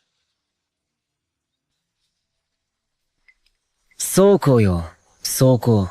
そう喜ぶのはまだ早いぞ。どういう意味だ？申し訳ありません。お祖父様。私と父上は、すでに、光天衆に加入したのです。なんだと？お父様。そうそう。親子揃って、よくもそんな真似を。父上お忘れですか？私と光天衆との関係は、以前から良好だったことを。襟吐きったと言ったではないか。その後、また繋がったのですよ。そう。あんまりだ。父上が機会を与えてくださったのに、恩をあだで返すとは。機会だと。身の子や孫を平気で、家から追い出すような老いぼれに、感謝すべきことなど、何もない。私はてっきり、彼は、その座を私に譲り、おとなしく、閉館修行にいると、まさか、さらに10年も待たされるとは、もう待てなかった。兄さん、秘密を教えてやろう。あの時、義士さんは助かったはずだ。だが、私が生かしておきたくなかった。だから死んでもらったのさ。そう、貴様。よくも、身の岸を殺めるとは、畳の上では死ねんぞ。あいつが悪いんだ。邪魔な時に現れおって。いいぞ。実に良い。まさか数年ぶりに、また成功するとはな。私の怒りに火をつけたな。父上、父上。源氏がやったのか。私も手を戻すつもりだった。父上、形勢が変わりました。すぐに加勢を。希少な輩め、ここで騒ぎ立てるとは、死にたいようだな。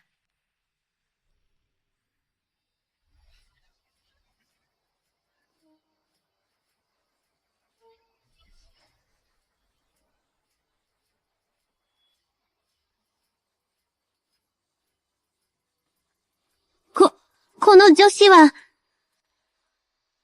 どこかで見覚えがある。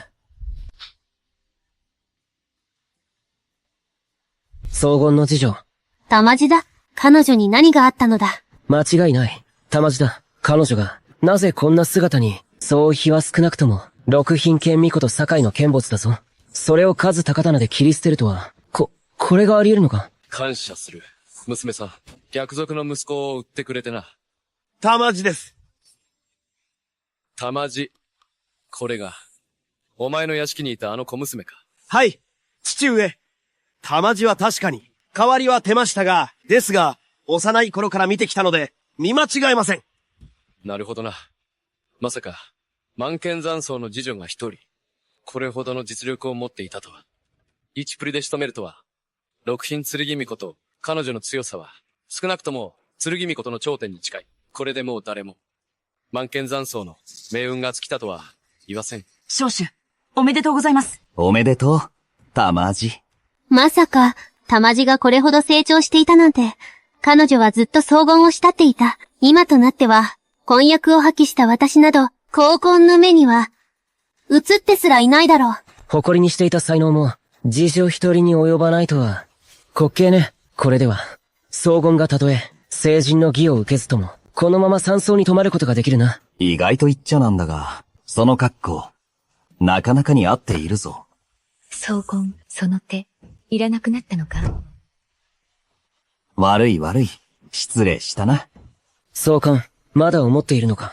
玉地がお前の次女だと。天剣大陸は、実力こそは全て。今の玉地は、貴様ごときが手を出していい相手ではない。元がっていろ。貴様。玉地、荘厳を責めないでくれ。彼はただ、まだ私を次女だと思っている、ということですか？大声を出すな。やりたくないなら、もうやらなくていい。荘厳、まだわからないのですか？私たちの間にある決定的な差が。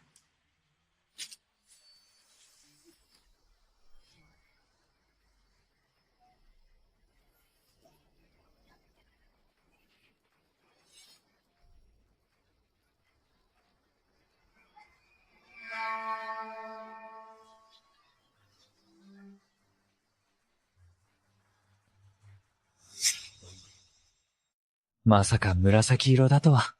最高位の紫だ。それだけではない。たった一振りで天地を震撼させるとは、なんてことだ。信じられん。彼女の力は一体どれほどのものなんだ。この私でさえ、引き出せたのは、第5段階の青が限界だというのに、彼女は直接叩き出したのか。第7段階の紫を。何かの間違いではないのか。おじい様も呼んだ方がよろしいのでは。これで、わかったでしょ？何がだ？何を白々しいことを。どうやら俺が間違っていたようだな。間違いを認めるならいいわ。お前のような若さで、これほどの周囲を授けるべきではなかった。心が未熟なゆえに、慢心し、傍若無人にな。俺の判断は大間違いだったな。まさかあの剣は、この男が授けたものなのか？だが彼からは、一切感じられない。剣気の波動など微塵も、実に不可解だ。荘厳、それはどういう意味だ？まさか、玉地の剣戦の周囲が、お前のおかげだとでも？剣気を練り始めた。ばかりの者が、奇戦を生み出せるなどと、最古の公爵士ですら、そんなデタラメは言わんぞ。そうね。私のこの周囲が、あなたから与えられたものだと？違うのか。あなたがくれたその剣糸やらは、到底理解できるものではなかったわ。幾度も試みたが、ことごとく失敗に終わっ、絶望の淵で、命名のうちに、ある感覚を捉えた世の万物を超越する剣道の意をな。それでようやく今の境地にたどり着いたのだ。それなのに、お前はあろうことか、自分の手柄だと言い張るとはな。実に惜しいな。この剣技を、お前はほんの表面しか理解できていない。もしこれを、完全に悟ることができていれば、お前の今の境地は、少なくとも、到達していたはずだ。献身の境地にな。絶情が悟ったあの剣芸が、まさか彼が与えたものだったとは。まさか、彼があの剣気の主なのだろうか。ありえない。彼は成人したばかりだぞ。だが、あの剣意からは、太古の昔より続く悠久の時を感じる。彼もまた、陣地で抜き具を得たようだな。でたらめを言うな。たかが一言で、私の成功を否定するつもりか。何様のつもりだ。お前の弱様だ。それから、お前の運命を変えたものだ。理解に苦しむな。私はお前の、修行の壁を破る手助けをしたというのに、感謝するどころか、逆に私を憎むとはな。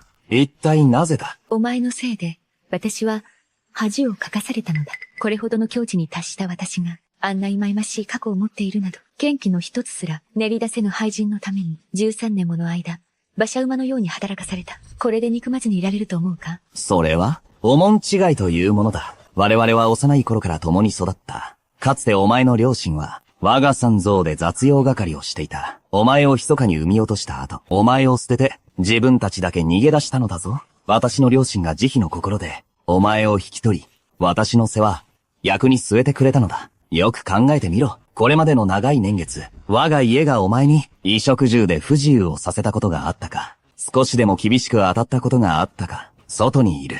元女たちに比べれば、お前の暮らしは、贅沢三昧と言えるものだったはずだ。黙れ。私が貴様を殺せないとでも、思っているのか。ならば殺すがいい。お前。息子よ。言ってはならん。父上。話してください。剣が危ない。父上。話してください。剣が危険なのです。落ち着くんだ。はすでに足を踏み入れたのかもしれん。剣巫女の頂点に、おさむせまで、あと半歩の息だ。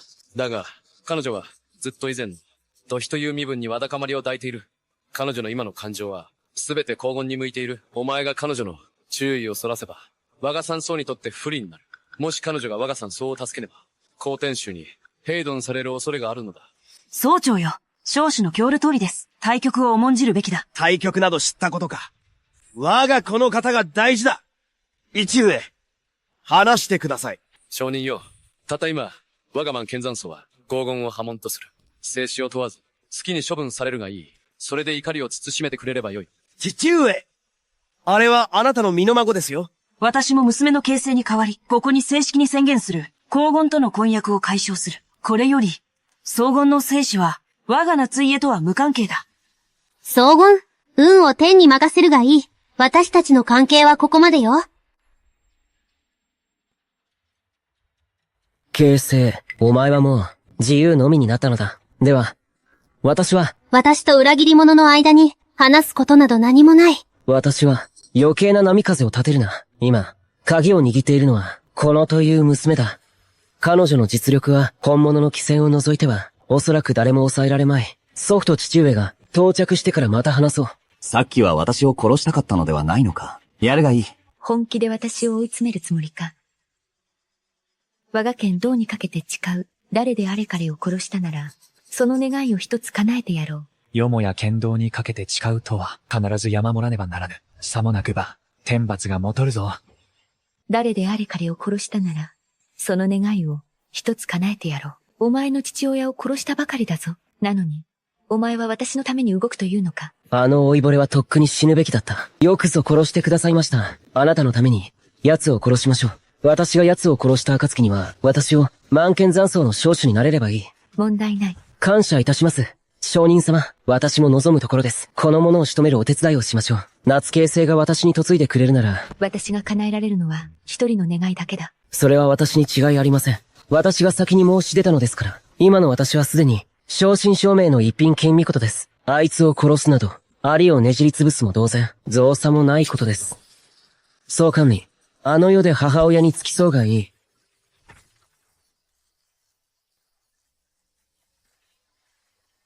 何が起きた？総君。私に何をした？やかましい。これは剣気だ。剣気だと。我が息子よ。我が息子がまさか、剣気を練り上げるとは。私は、息子よ。実に見事だ。剣気を宿したのだな。剣気を練れるように、なったばかりの者が、どうして瞬殺できるのだ。剣巫事の境地にある強者を、小宗主。奴の修練の深さがわかりますか？なぜ感じられないのだ。奴の剣気の波動を。あった。だが、一瞬だった。刹那の間に、奴は己の剣気を、総至近距離で、一気に放ったのだ。強大な剣気だ。ずっと実力を隠していたのだな。奴の誠の実力はすでに、剣巫事の域に限りなく近い。でなければ、不意をついて、そう殺せるはずがない。実力が剣巫事に近いだと。これほど深く隠していたとは。ならば今度は、思い知らせてやる。三剣が何たるかを。ありえない。信じられん。なるほど。おそらく奴は、剣巫事に近いのではない。すでに金巫事の境地にあるのだ。先ほど、奴は三剣の力を見せたが、だが、見逃してしまっていた。誰もが廃物だと思っていた男が、まさか剣巫事だったとは、実に信じがたい。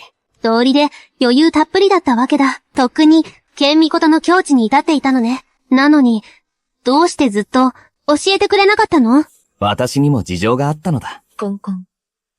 ずっと実力を隠していたのね。皆を書いていたとはな。この私でさえ気づかなかった。よほど深く隠していたようだな。さて、お前を狙った最初の資格は、私を殺せなかった。では、次はどう動くつもりだ？夏形成をめとりたいのだろああ、そうだ。今、その機会を与えよう。奴を殺せさえすれば、彼女をお前に嫁がせてやる。私はまだ、剣巫事の境地に至ったばかり。おそらく彼の相手ではない。満剣残草からこれほど、突如として、二人もの天才が現れるとはな。何とかして削がねばならぬ。これは、七品絶地丹だ。満金の価値がある。実力を、わずかな時間で五品の境地まで高められる。五品だと？荘厳を殺すには10分だ。絶地丹。もしこれを服用すれば、半時の後には、私は、経絡が尽き果てた廃人となる。荘厳を仕留め、夏家の令状を埋め取れば、夏家の力をもってすれば、体の回復など、造作もないことだ。さらに、証人は、己の剣道にかけて言われた。かけなければ、正気はない。谷屋を、言っておくが、たとえお前がこうして、黄金を殺したとしても、お前を認めることはない。現実を直視するがいい。またその言葉か。どんなに努力しようとも、私は所詮、ただの孤児。家柄の後ろ、伊達も何もない。根なしの風来坊に過ぎない。私を大使兄と呼ぶが、それはただの虚名だ。お前たち全員の腹の内では、心の底から、私を敬ったことなど、一度もない。だから、私は自らの力で勝ち取るのだ。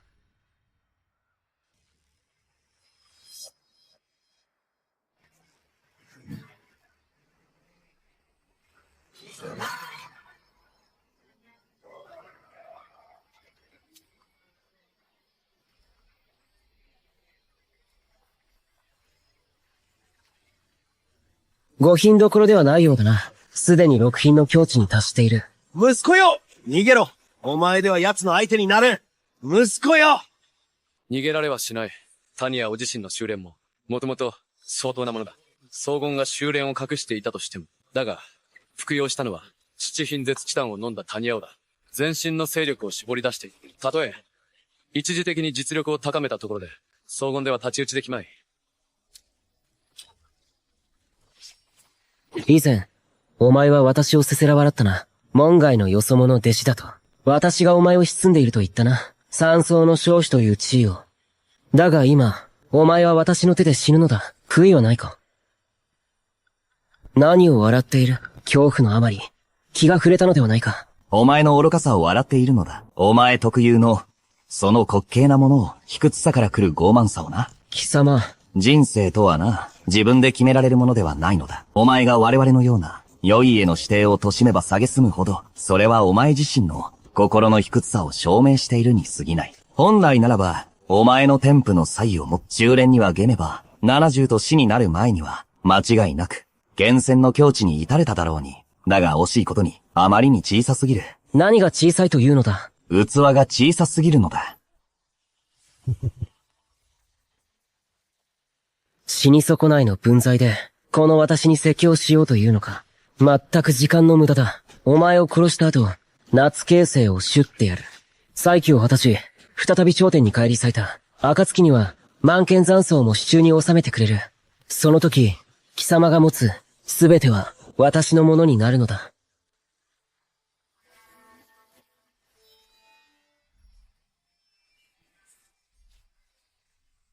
息子よ。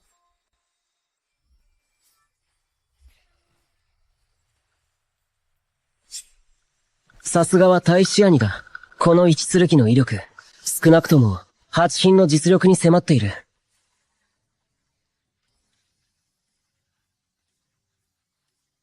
なぜだ。ありえない、お前。これが現実だ。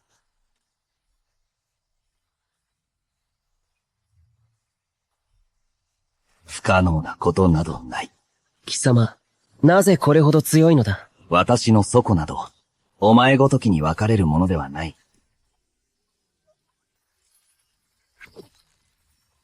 なぜ、こんなことに、分かっていれば、山荘を裏切りはしなかった。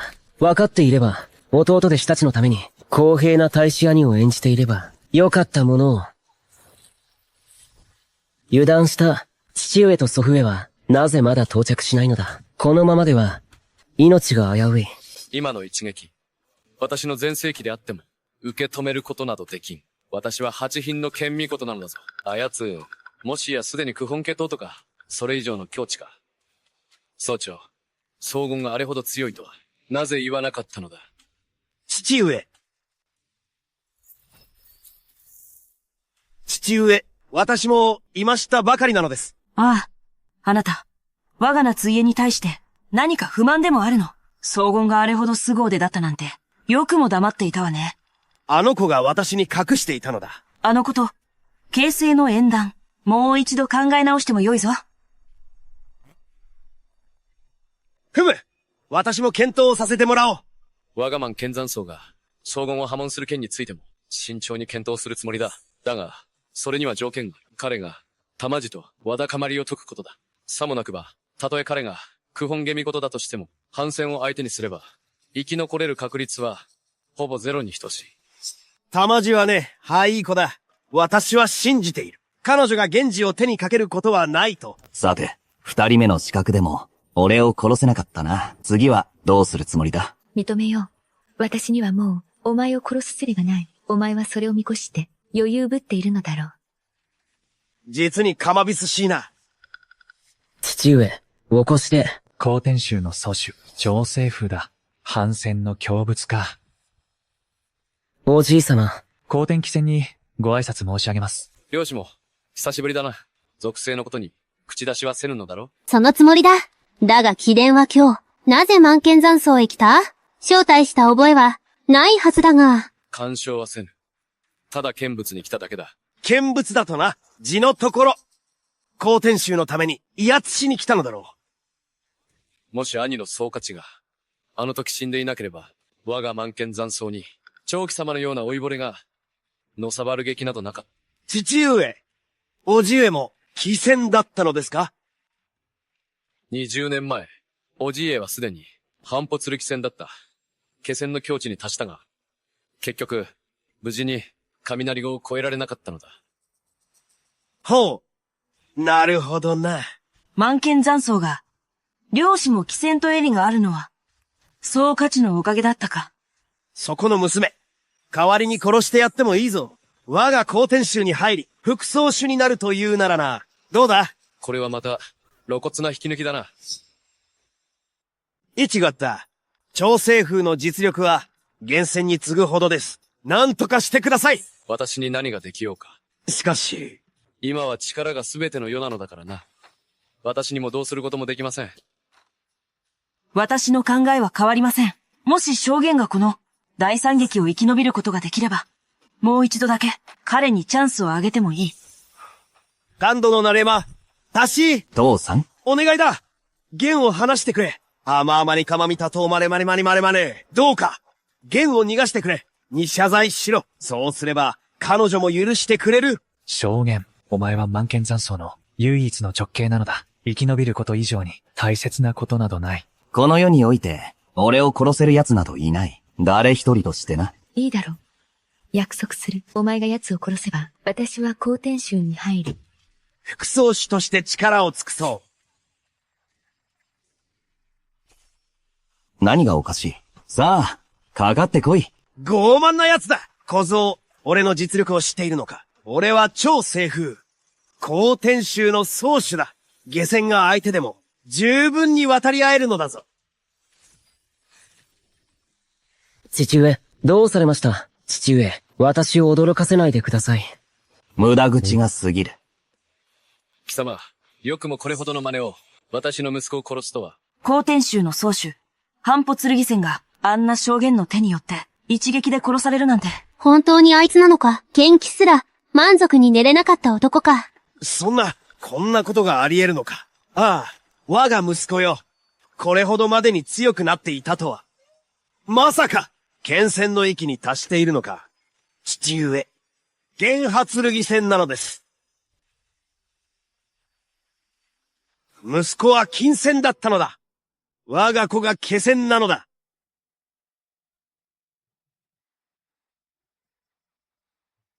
身の程知らずの、小わっぱめ、貴様。じゃあ、己の立場をわきまえよ。誰が貴戦は、世俗に干渉できぬと言った。私の子孫が殺されたのだ。憤りを感じるなと、言うつもりか。これは貴様を救うためだ。私を救うだと、笑わせるな。私は、ミシナ剣戦、天剣大陸の最高強物の一人だ。誰の助けなど必要ない。どうやら、絶情義戦は、情に流されて手が出せぬようだな。万が一にも証言を殺める者がいれば、その者は死ぬ運命にあるのだ。おじい様代わり、父の仇を。必ず撃ってください。起きてがなんだ。くだらぬ。剣戦を縛れるとでも。言われるまでもない。小僧、今日、貴様に思い知らせてやる。誠の下船の怒りが、いかなるものかをな。今日がそがれた。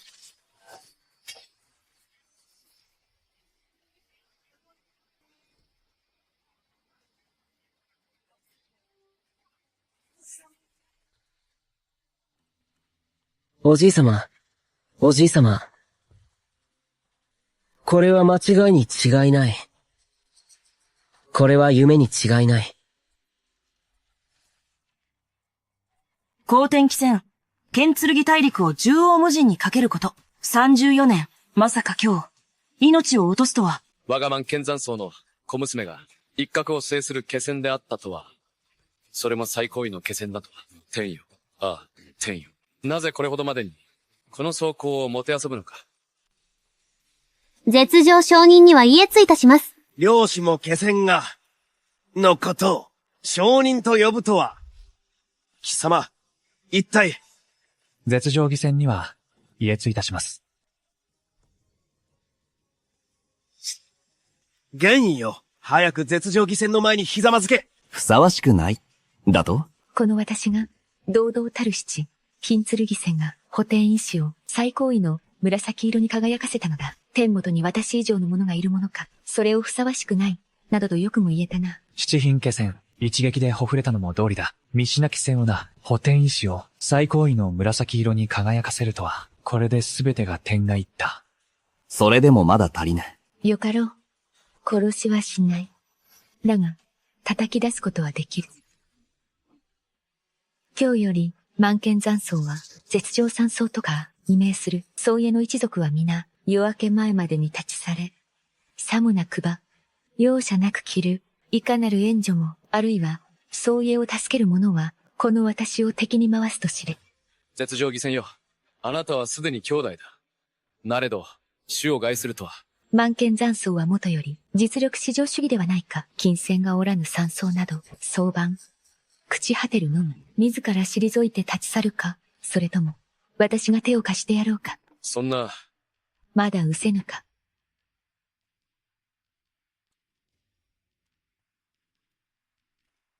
息子よ。やはり行こう。案ずるな。今のお前の実力があれば、どこへ行こうと、食いっぱぐれることはない。言ったはずだ。俺たちが、あんな犬のように、負け犬のように立ち去れ。だが、この七品剣戦の力は、これほどまでに兄弟だ。この天剣大陸全土を探しても、おそらく、彼女に並ぶ者はおるまい。そうごう。まだ行かないのか。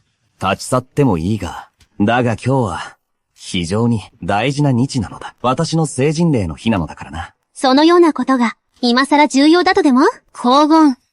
当然重要だ。13年間剣を練ってきたのは、まさに今日のためではないのか？たとえ成し遂げたとしても、何になるというのだ。満剣残草は、もはや貴様ら総家のものではない。高婚よ。お前の実力は、皆神届けた。父はそれで10分だと思う。構わん。本人が試練を望むのなら、望み通りにさせてやろう。荘厳、場に上がり、試練を受けよう。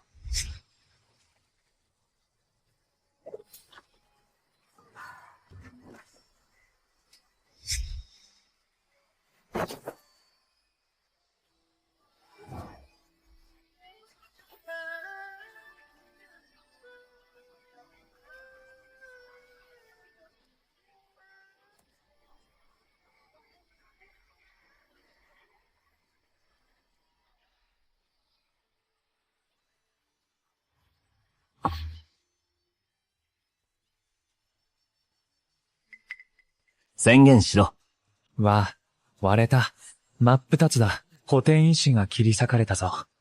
なんてことだ。七品剣戦どころか、たとえは、地品、九本であろうと、これほど鮮やかにはできまい。今温度の、成人礼の完遂おめでとう。数高棚で、補填石を立つとは、天元第一の御人だ。まさに、天元無双の天。こんなことがあり得るのか。ならば、こう言ったらどうだ。実は、私はとっくに無敵なのだと。天元にただ一つの剣。お前ならどうする？あなたはすでに、天元を極めておられたのですね。私が信じていなかっただけなのだ。まさか、彼こそが、あの剣の誠の衆だったとは。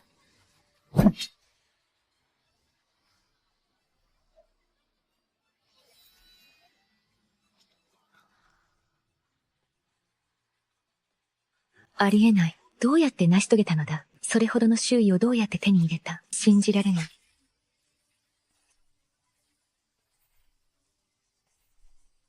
それほどの周囲がありながら、基本の剣技すら使いこなせぬとはな。お前に希望を抱かせるべきではなかった。一生、次女として使えるがいい。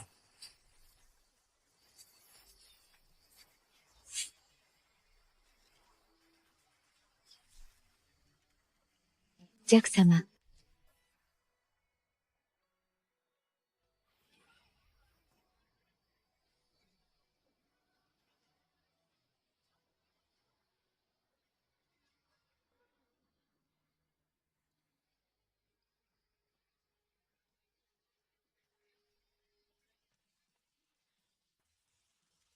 黄金。もういい。疲れた。話があるなら、山荘に戻ってからにしよう。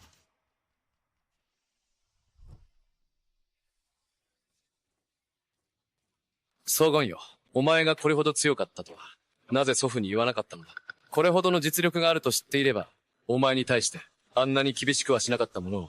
自分でも分かっているのか。私にひどい仕打ちをしたことを。あれまったい顔、お前の祖父なのだぞ。父上、肩を持つ必要はありません。荘厳よ。以前のことは、すべてわしが悪かった。今ここで、この満剣残草の、少主の座を、お前に譲ることにする。皆の者、少主には家継いたします。少主には家継いたします。もし私が一生、ただの凡夫である運命だとしたら、お前は今でも、私を身元していたのではないか。お前はかつて母をくすめた。仁王寺の一家を追放したのに、その後何度も呼び戻した。そして先ほども皆の前で、私を山荘から追放しようとした。そんな浮気で節操のない、実に救いようのない、現金な男だな。お前の言う通りだ。だがどうだ。この少主の座を、引き継ぐつもりはあるか？当然だ。よかろう。これから、どう動こうと。わしは受け入れよう。少主よ。大少主も仕方がなく。黙れ。お前がここに居座る限り、満剣残草は、天剣大陸に存在する資格も、剣道界一の宗門を名乗る資格もない。故に今日、この時をもてだ。お前を正式に追放する。二度と戻ってくることは許さん。源氏、彼は祖父なのだぞ。決めたことだ。問答無用。かたじけない、少主よ。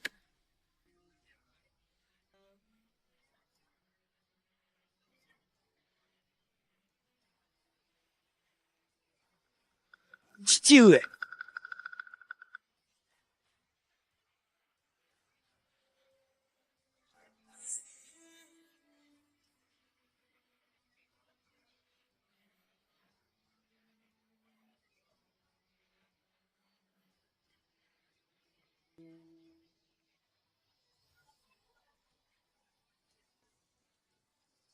源氏。総長殿、我ら両家の婚礼の話だが、証言と形成の式はいつに？源氏のことは私には決められん。彼は今の少主だ。それに、すでに破談にされたのでは？あれは一時的な迷いだ。この婚約はわしが、ツバメがと交わしたもの。誓いも立てたというのに、そう簡単に背けるものか。それは、源氏の考え次第だ。証言？私は。証言、お前の成長を見守ってきたのだ。形成の心には常にお前がいた。成人式の数日前から、彼女は夜も眠れず、お前のために、漁師も、気仙が夏家に送った一条の剣を盗み出そうとしたほどだ。彼女を思うなら、過去のわだかまりは水に流すべきだ。これまでは、我々もお前に、確かに疑いを持ったこともありました。それも変に私が、将来の婿に、大きな期待を寄せていたからです。間違いがあったとすれば、それは、我ら年長者の落ち度です。母さん？形成には関係のないことです。婚約の件ですが、今はその話はやめておきましょう。省内の務めに追われておりますので、また後日にしましょう。おっしゃる通りです。少主になられたばかりですから、お忙しい身であることは、重々承知しております。また後日にしましょう。また後ほどに。それでは、これで失礼いたします。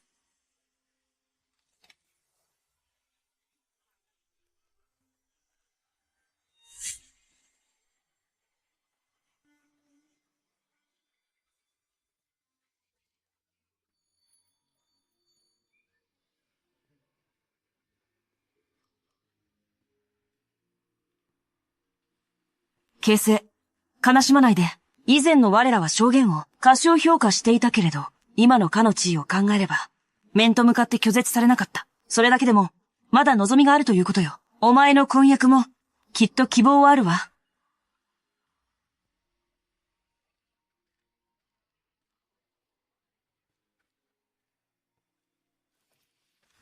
漁師も、銀銭、これは一体どういうおつもりで？新たな少主が誕生したばかりで、絶情義戦も去ってしまいました。少主様には今、身の回りのお世話をするものが足りないはず。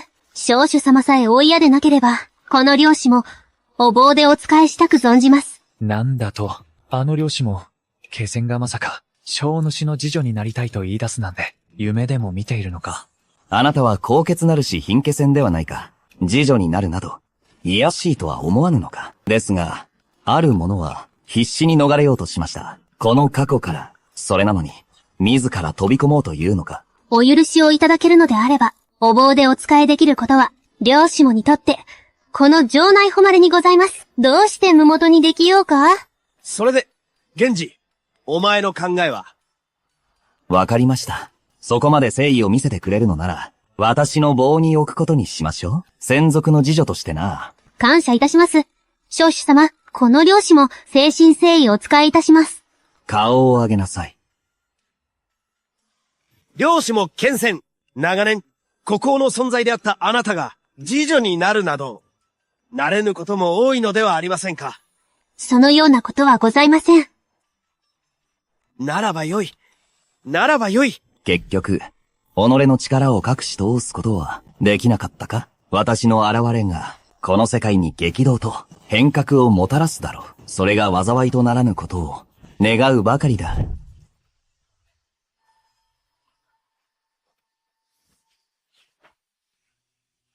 なぜだ？なぜ私は、まだこんなにも弱いのだ。私はすでに、地品剣戦だというのになぜ今でも証言に太刀打ちできないのだ。私のこの力は、本当に、彼から授かったものだというの？ありえない。絶対にありえないわ。私の力は、自らの手で掴み取ったものよ。誰の床も借りずに。でも、もう後戻りはできない。坊ちゃまは今、きっと私のことを憎んでいるはず。悔しい。どうしてこんなことになったの？お前の敗北は、決して理不尽なものではない。誰だ？姿を見せろ。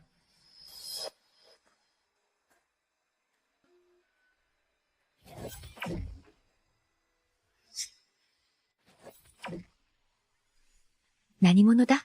名を名乗れ。さもなくバコロス。そう熱くなるな。感じられるだろう？私に威圧感などないことを。私はただの廃人だ。だったら、近づかないで。表向きは、廃人を装っていても、本当の実力など誰にもわからないわ。私は、お前のような男に騙されていたのだから。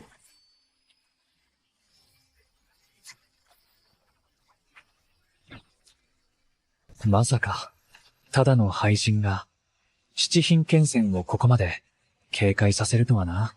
これだけで一生の自慢話になりそうだ。私の本当の境界を言い当てるとは、それで廃人だなんて、一体何者なの？最後のチャンスをあげるわ。早く言いなさい。いいだろう。これを見せよ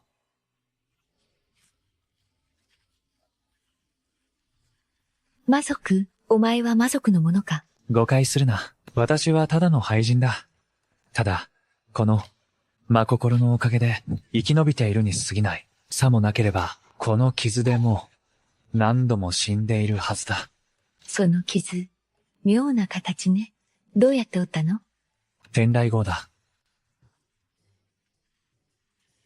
まさか、雷号によって落ちた剣線だというの？その通りだ。私にも、命は、一応ある。そうかという、万剣残草の創始者だ。あなただったのね。生きていたなんて。本来なら死んでいたはずだがな。だが、この真心が、私を救った。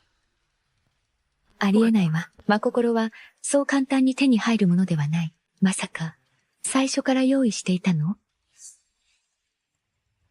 決して魔族と、結託していたわけではない。雷号に失敗し、肉体が滅びようとしたとき、魔族が現れ、私の肉体を食らい尽くそうとしたのだ。最後の剣気によって切り伏せられた。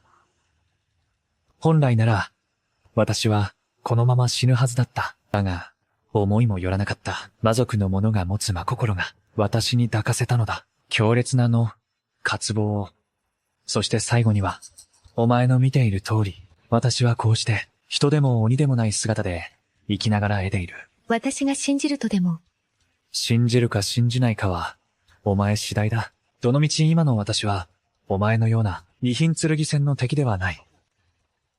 私を殺すなど、まさに、アリをひねりつぶすよりもたやすいだろう。一体何が言いたい？私はただ、お前のために分析したいだけだ。お前がなぜ負けたのかを。かの修練は、私より上だ。負けるのは当然のこと。何しろ、あの補填意志を切り裂けるほどの男だ。どれほど強力か想像に難くない。実は、お前も、補填意志を切ることができたのだ。自分の実力は分かっている。私は、補填意志を最高位の紫色に輝かせたが、それはただ、補填意志と、共鳴したに過ぎない。補填意志を切るのとは、全く、話が別だ。私と金の差は、あまりにも遠い。お前が補填意志を切れないのには、主に二つの理由がある。第一に、お前の修練は急激に上がりすぎた。根元が不安定だ。お前では到底、自在に引き出すことはできない。誠の力をな。では、第二の理由は？第二の理由は単純だ。お前の潜在能力が、完全に解放されていないからだ。最大の問題は、お前がまだ、経験していないことだ。雷号の試練をな。お前が経験したのは、最も単純な一筋のみ。他の強力な水地は、ありやむやにしてしまった。雷号は鬼戦が最も恐れるものではないのか？私の潜在能力と何の関係がある？疑いようもなく、雷号は壊滅的な破壊力を持っている。だがそれは、肉体を鍛え上げるための比類なき良薬でもある。愛憎なかばするものだ。あの時、私はすでに、ミスジを耐え抜いた。だが、最後の一筋に、私はどうしても耐えられなかった。もし私が、雷号を最後まで耐え抜くことができれば、おそらく私は今日、とっくに献身境に至っていただろう。献身境だと？そうとは限るまい。両子元後天、二人の棋戦も雷号を経験しているが、これといって特別ではなかった。何が違うというのだ。彼らは、皆天の定めに従う、修行者だ。修行の過程において、白氷を踏むがごとく、一歩一歩着実に歩みを進め、決して分を超えることはなかった。それどころか、属性において、彼らは決して、勝手に世俗に干渉しなかった。この修行方法に、張り点が多い。例えば、雷号の勢いも、比較的、それほど激しくはならない。だがお前と私は、他人とは違う。我らは極めて短期間で、周囲を高めたものだ。これはパン乗りに背く行為。故に、雷号の威力は、他の剣戦より飛べ。いや、100倍以上も強大だ。だからこそ、お前が残りの3つの雷号を耐え抜けば、全く新しい境地へと至れるのだ。本当か？お前を騙しても、何の絵もない。ではどうすれば、残りの天台を呼び寄せられる？お前は、私についてこい。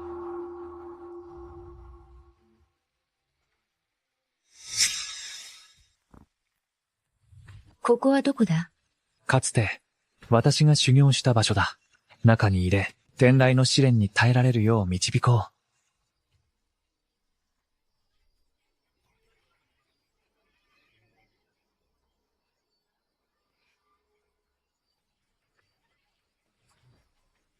天地と交信し、己の権威を徐々に解き放つのだ。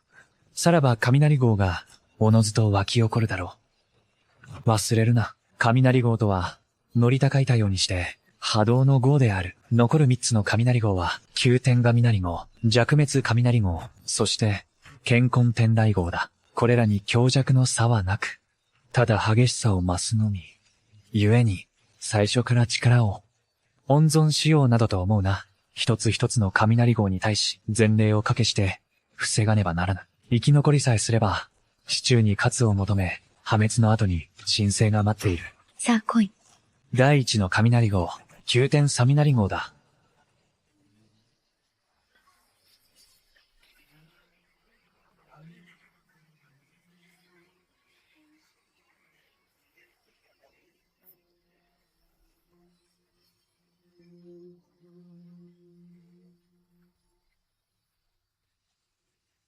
お前が雷号に打たれ虫の息になったとき、その体を奪い取ってやる。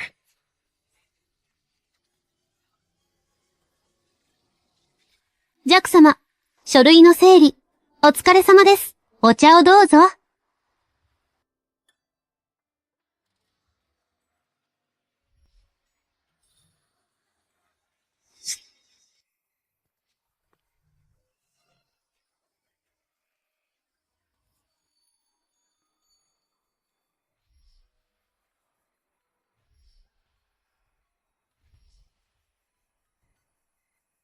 名高い漁師も、剣戦ともあろうお方が、まさか転んでしまうとは。ジャック様、誤解しないでください。漁師もあなたにお仕えするため、すでにすべての法力を封印しました。今はただの、満剣残草の、一回の次女に過ぎません。お見苦しいところをお見せしました。荘厳。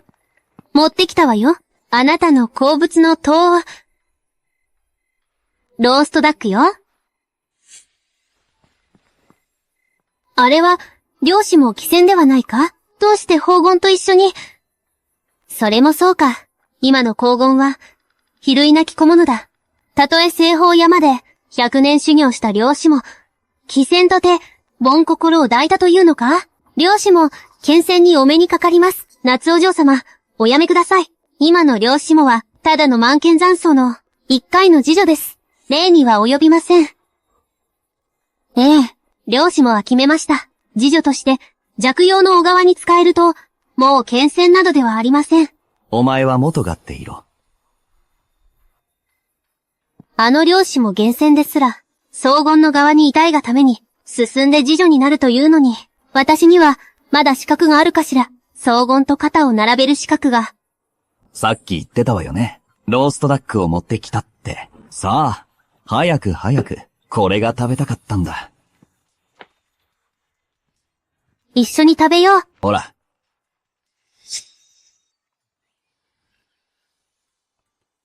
実はね、昔を思い返してみたの。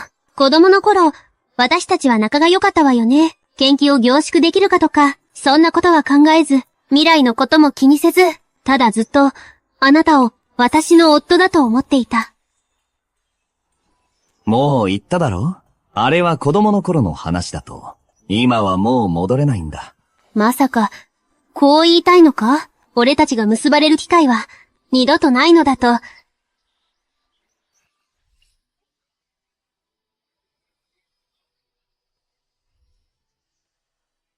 それは、私は、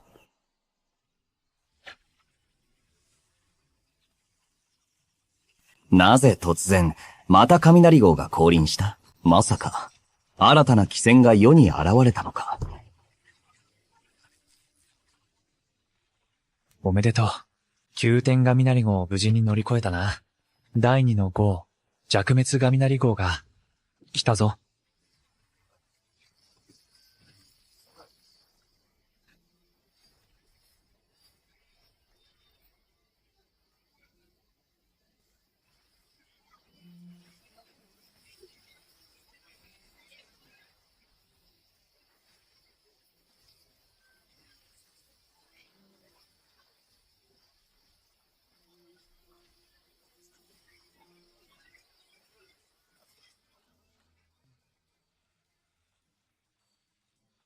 いいぞ。なかなかだ。二番目の天雷も耐え抜いたか。あとは、最後の一撃だけだ。もう支えきれない。逃げ出したい。第三の雷号は、すでに帯同を始めている。たとえ、途中で諦めようとしても、もはや不可能だ。安心しろ。お前を軽心ともに滅ぼしはせぬ。守ってやる。お前の体も命もな。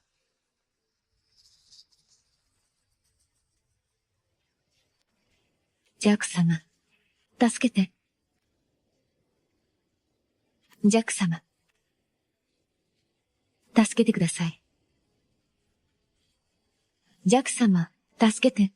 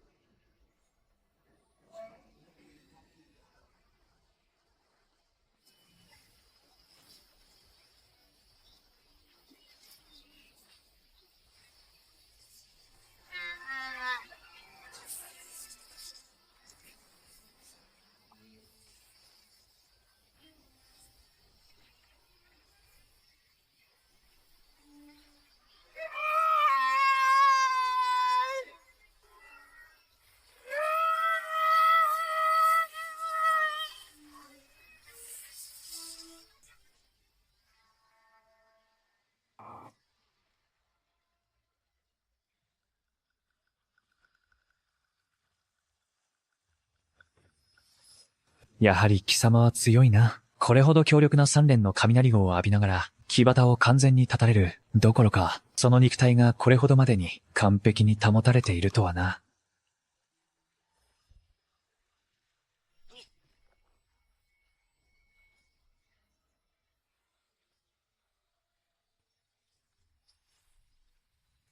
私の意志を継ぎ、生き延びるがいい。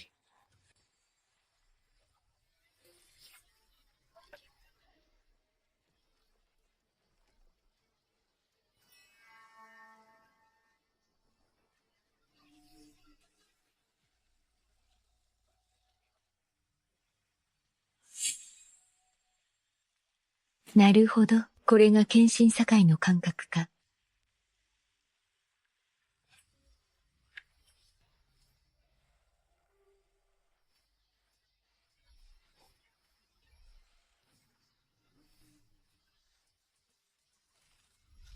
魔人様には、家通いたします。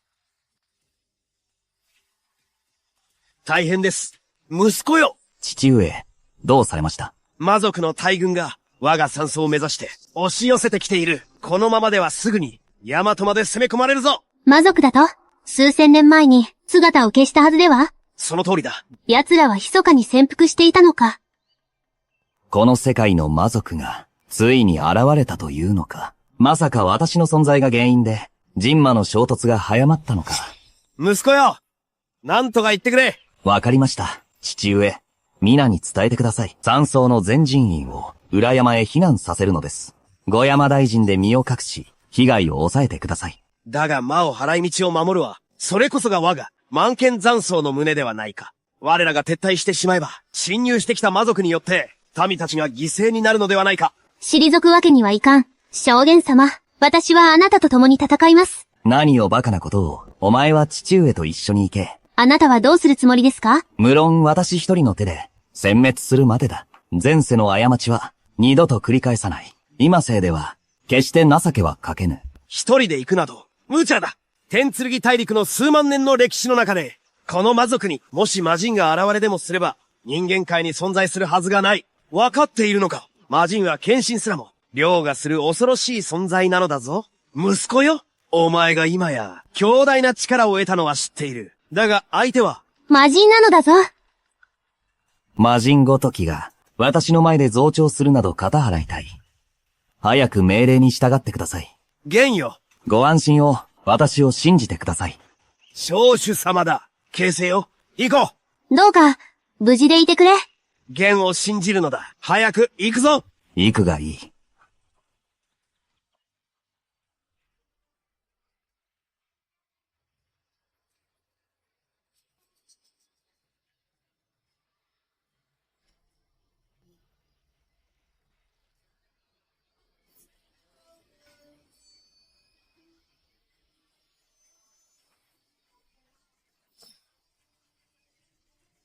相棒よ。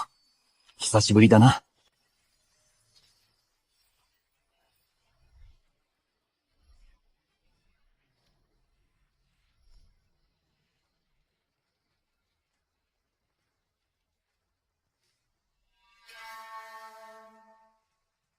かかれ。やれ。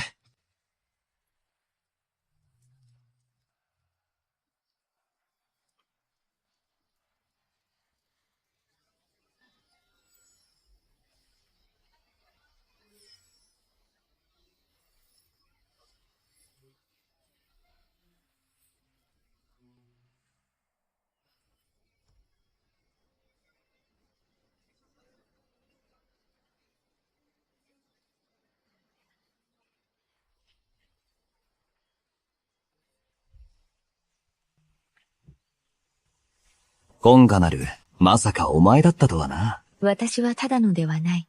魔人であり、この万剣山荘の始祖なのだ。ほう？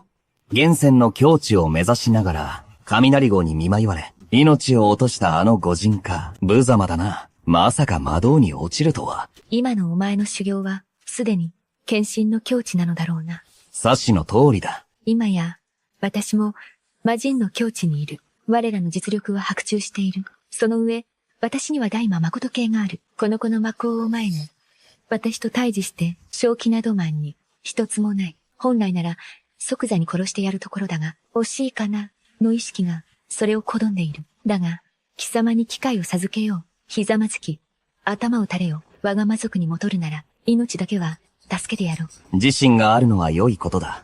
だが、少々自信過剰のようだな。面白い。確かに、かつて私は献身だった。だがそれは前世での話だ。前世を経て、再び生を受けた今、私の見解と剣道は、すでに一つの究極の境地に至っている。剣は気脈を流れ、呼吸のごとく自然なもの、私そのものであるのだ。虚勢を張るな。剣道は我にあり、我は剣道なり、この点元の剣気は、すべて私の意のままだ。貴様に勝ち目などあるものか。剣元の剣気が、貴様の意のままだと？慢心ね。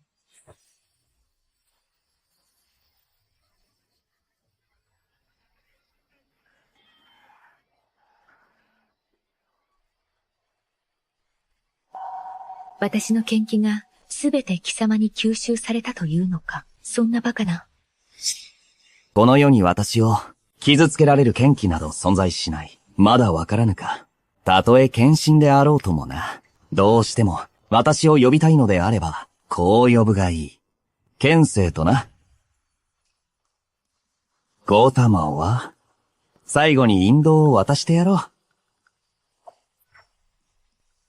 この意見で、魔族が1000年にわたり築き至根館を立つ。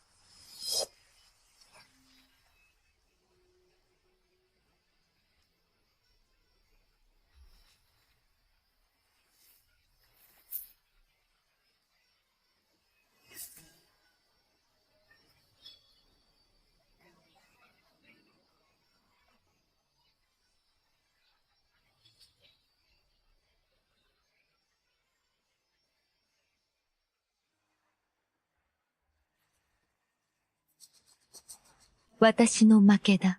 納得できぬ。魔族を滅ぼすこともできたが、根絶やしにすることもな。だが、それでは壊れてしまう。イン様の均衡がな、魔族に猶予を与えよう。さらに1000年の時を。1000年後、もしマヒジが誕生したなら、いつでもあらんでくるがいい。だが、もし現れぬなら、おとなしくしているがいい。覚えていろ。いつの日か、必ず、貴様を超えてみせる。いいだろう。あまり待たせないでくれよ。大な手に、大空肉を皆、まずは座ってくれ。小主殿、我ら満剣山荘は、今やこの通り、天剣大陸第一の宗門となりました。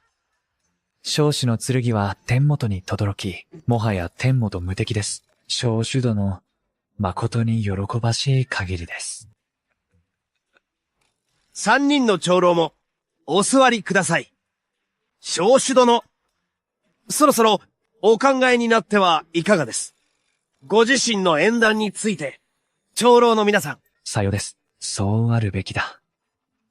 実は、私の修行は高みに達しすぎた。私の存在そのものが世界の均衡を見出しかねない。そこで今日、決めたのだ。少主の座を退くことを、父上に後を託そう。これからは隠居するつもりだ。西方山へな。そこで清修に励む。再び世界が乱れぬ限り、二度と山をもとりることはない。玄よ。決心は変わりません。皆様、願わくは、それぞれの幸せを、さらばだ。